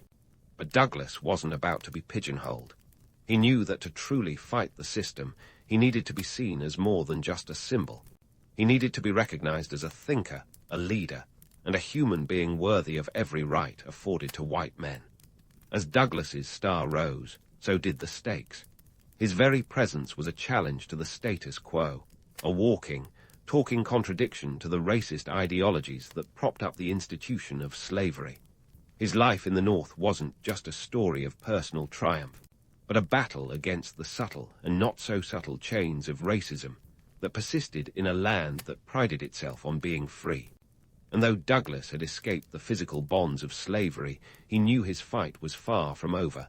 In the words of Douglas himself, "If there is no struggle, there is no progress." And Frederick Douglass was just getting started. Frederick Douglass was just getting started, indeed. By the mid-1840s, he was not just a former slave with a penchant for public speaking. He was redefining what it meant to be an American orator. The guy was booking more gigs than a rock star on tour, captivating audiences with his eloquence and raw storytelling. And then, in 1845, Douglas dropped a bombshell in the form of his autobiography, Narrative of the Life of Frederick Douglass, an American Slave. This wasn't just a book. It was a mic drop in the face of a nation still grappling with its conscience. Now, let's talk numbers. Douglas's narrative sold 5,000 copies within the first 4 months. That might not sound like much in our age of viral sensations, but back then, that was equivalent to a New York Times bestseller. It was as if Douglas had handed America a steaming cup of wake-up juice, and people were gulping it down. His narrative wasn't just popular, it was incendiary. It tore down the myth of the content slave and laid bare the cruelty and dehumanization at the heart of slavery. But here's the kicker. Douglas wrote with such clarity and sophistication that some people couldn't believe a former slave could have pennied it. The skeptics were out in full force, whispering that it must have been ghost-written. Because, heaven forbid a black man escape slavery and have the nerve to articulate his lived experience with more finesse than most Harvard grads of the day. Douglas, ever the strategist, didn't let this deter him. He used it to fuel his fire, proving that his voice was not only authentic, but unignorable. However, with fame came a rather awkward reality. Douglas was now in the spotlight, and his newfound celebrity status painted a big, red target on his back. The Fugitive Slave Act of 1793 was still in effect, meaning Douglas was technically still property of his former owner. It was the 19th century equivalent of being a superstar while simultaneously having an outstanding warrant. Talk about a buzzkill. Enter the solution, a so-called vacation in Europe. In 1845, Douglas decided that a change of scenery was in order, but this wasn't your average European getaway filled with croissants and sightseeing. No, this was a strategic move to evade capture. Douglas sailed across the pond to the UK, where he spent nearly 2 years. And let me tell you, the Brits were all about Frederick Douglass. They adored him like he was the Beatles before the Beatles were even a thing. Douglas gave lectures across Britain and Ireland, further cementing his status as an international abolitionist icon. In Britain, Douglas found something he didn't have in the United States: freedom from the constant anxiety of being snatched back into slavery. It was like a breath of fresh air, or perhaps more accurately, a breath of foggy, damp air. He was able to speak more freely, to push the envelope without checking over his shoulder every 5 minutes. And as if to put a cherry on top of this Freedom Sunday, his British supporters raised £150, a hefty sum back then, roughly $16,000 today, to purchase his legal freedom. It was a bittersweet transaction, underscoring the absurdity of having to buy one's own freedom in a nation that prided itself on liberty. Douglas returned to the United States in 1847, a free man in the eyes of the law, yet still very much a man on a mission. He settled in Rochester, New York, where he began publishing The North Star, a newspaper dedicated to abolitionist causes and civil rights. Because, of course, Douglas wasn't content with merely talking about change. He was in the business of making it. This brings us to another curious aspect of Douglas's life, his relationship with the press. Douglas was a media mogul before the term even existed. With the North Star, he didn't just report the news, he shaped it. The paper was a blend of hard-hitting journalism and poignant editorials that pushed the boundaries of public discourse. It was like the 1840s version of a viral blog, except instead of cat videos, it featured compelling arguments for the abolition of slavery. His life was a constant balancing act between fame and the precariousness of his existence as a black man in America. Even as he rubbed elbows with the likes of John Brown and Harriet Beecher Stowe, Douglas was acutely aware of the precariousness of his position. It was a world where one could be lauded for their achievements one moment and have their humanity questioned the next. And yet, through it all, Douglas remained undeterred. He was a man who understood the power of words and wielded them like a sword, cutting through the hypocrisy of a nation that preached freedom while practicing oppression. As we leave this chapter of Douglas's life, it's clear that his journey was far from over. He had laid the groundwork for a legacy that would challenge the status quo and inspire generations to come. But remember, this is just the intermission. The real show was only beginning, and Frederick Douglass was ready for the encore. Frederick Douglass was ready for the encore, but this time the stage was set on the tumultuous backdrop of the Civil War. Now, if you thought Douglas was just going to sit back and watch history unfold like a passive Netflix binge, think again. As the nation was tearing itself apart, Douglas was ready to wield his influence like a conductor with a baton, orchestrating change with precision and flair. Enter 1863, the year the Emancipation Proclamation took the spotlight. It was Lincoln's grand performance, but Douglas saw it for what it really was, an opening act. Sure, it declared freedom for slaves in the rebellious states, but it was more of a strategic move than a moral awakening. Douglas, ever the pragmatist, knew that paper proclamations wouldn't cut it. They needed boots on the ground. So he shifted his focus to recruiting black soldiers for the Union Army. Here, where Douglas's political savvy shone brighter than a freshly polished bayonet. He understood that the best way to push for black citizenship was through military service. If black men could fight and die for the Union, it would be hard to argue against their rights as citizens. And so Douglas, with the tenacity of a salesman with a quota, hit the recruitment trail. He pennied fiery editorials and gave impassioned speeches, calling on black men to enlist and, in his words, strike for their own liberty and manhood. But let's not paint Douglas as just a stoic figurehead. His recruitment efforts were as cheeky as they were earnest. He had a knack for navigating the absurdity of politics with a grin and a wink.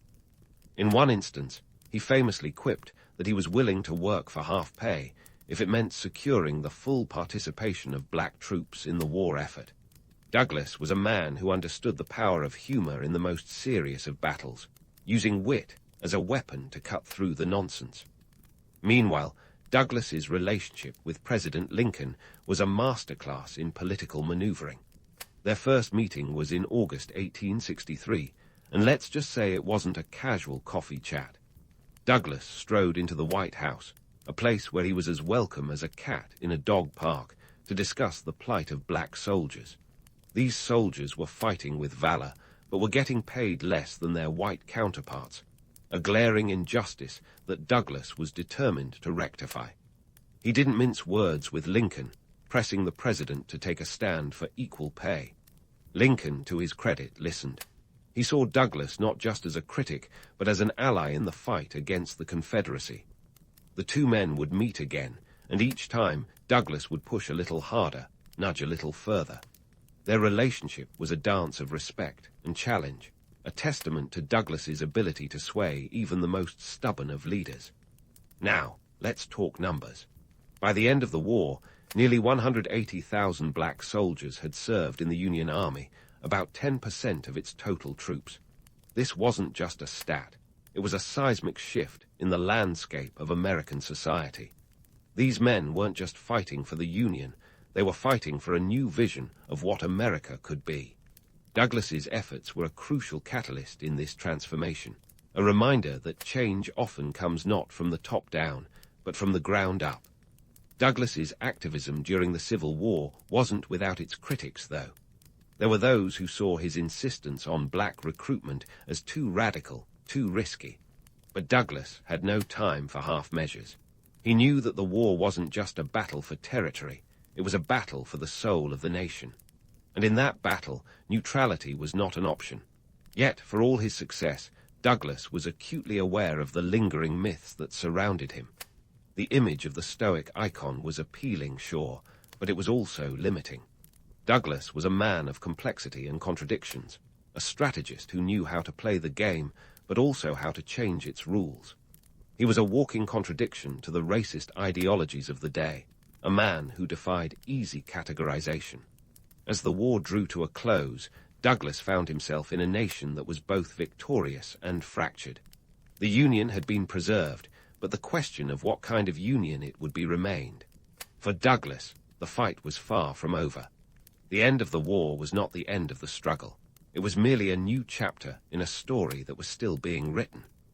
In the post-war era, Douglas would continue to wield his influence, pushing for the rights of black Americans with the same fervor he had shown throughout the war. But for now, as the dust settled on the battlefields and the nation began to rebuild, Douglas was ready to face whatever challenges lay ahead. Because if there was one thing Frederick Douglass knew, it was that the fight for justice was relentless, and so was he. As the dust settled on the battlefields and America began to stitch itself back together like a worn-out quilt, Frederick Douglass was far from finished. Sure, the Civil War had ended, but Douglass knew that true freedom wasn't just the absence of chains. It was about opportunity, equality, and the ever-elusive American dream. Douglass was ready to tackle the next frontier, the political arena. Douglass didn't just dip his toes into politics, he dove in head first. In 1871, he was appointed as a commissioner to the Santo Domingo Commission by President Ulysses S. Grant. Now, the idea was to annex Santo Domingo, modern-day Dominican Republic, a plan that was about as popular as a lead balloon. Douglass supported it, believing it could be a refuge for black Americans facing rampant racism in the post-war United States. This wasn't just a political maneuver. It was Douglass's pragmatic approach to a problem that was as pervasive as it was pernicious. However, the plan flopped, and Douglass's involvement was swept under the historical rug, overshadowed by the more romanticized chapters of his life. But Douglass wasn't deterred by a little political turbulence. In 1872, he became the first African-American nominated for Vice President of the United States, running on the Equal Rights Party ticket with Victoria Woodhull. Though it was more of a symbolic gesture than a serious campaign, Douglass didn't even acknowledge the nomination, which was essentially the political equivalent of thanks, but no thanks. Yet, this move was a testament to his influence and the recognition of his leadership in the struggle for equality. Throughout the 1870s and 1880s, Douglass continued to break barriers like a wrecking ball at a demolition derby. He was appointed as the U.S. Marshal for the District of Columbia in 1877, and later served as the Recorder of Deeds for Washington, D.C. These roles were more than just titles. They were steps toward integrating African Americans into the fabric of American governance. However, the reality was a lot less glamorous than the title suggested. Douglass faced bureaucratic red tape, political opposition, and the constant battle against the tide of systemic racism. Yet he pressed on, knowing that every inch gained was a victory in its own right. Douglass's later years weren't just about titles and appointments, though. They were marked by his relentless advocacy for women's rights, a cause he championed alongside his fight for racial equality. He was a staunch supporter of the women's suffrage movement, famously attending the Seneca Falls Convention in 1848 and remaining active in the cause throughout his life. Douglass understood that the fight for equality wasn't a zero-sum game. Advocating for one group didn't mean neglecting another. His vision of justice was holistic, intersectional before it was cool, and his alliances with figures like Susan B. Anthony and Elizabeth Cady Stanton were as strategic as they were sincere. As Douglass aged, his legacy began to take on a life of its own, morphing into a mythic narrative that sometimes glossed over the gritty realities he faced. He was celebrated as a self-made man, the quintessential American hero who rose from the ashes of slavery to become a towering figure of freedom. But this narrative, while inspiring, often skipped over the relentless grind and the countless setbacks that defined his journey. Douglass was a man who navigated the treacherous waters of 19th-century America with a deftness that defied the odds. Yet his story was often romanticized to the point of fiction. In a twist of historical irony, Douglas's narrative was sometimes used to perpetuate the very myths he fought against. The notion of the self-made man was appealing, sure, but it conveniently sidestepped the systemic barriers that Douglas had to dismantle piece by piece. The image of Douglas as a lone hero overshadowed the network of allies, both black and white, who supported and collaborated with him throughout his life. His story was one of community as much as it was individual triumph, a fact often lost in translation. In the twilight of his life, Douglas remained a force to be reckoned with. He continued to speak out against lynching, disenfranchisement, and the creeping rise of Jim Crow laws that threatened to roll back the hard-won gains of Reconstruction. His speeches were as fiery as ever, a reminder that his voice was as powerful as his pen. Douglas passed away in 1895, leaving behind a legacy that was as complex as it was compelling. So, what would Douglas make of our meme-driven, #HappyWorld today? Well, let's just say he'd probably have a field day. Douglas was a master of media, using newspapers, speeches, and pamphlets to sway public opinion. In today's world, he'd likely be a social media juggernaut, dropping truth bombs in 280 characters or less, and turning trending topics into teachable moments. His ability to distill complex issues into powerful narratives would make him a natural in the digital age, a voice that could cut through the noise with the clarity and conviction that defined his life. Douglas's legacy is a testament to the power of resilience and the enduring struggle for justice. He was a man who understood that the fight for equality was a marathon, not a sprint, and his life was a masterclass in the art of perseverance.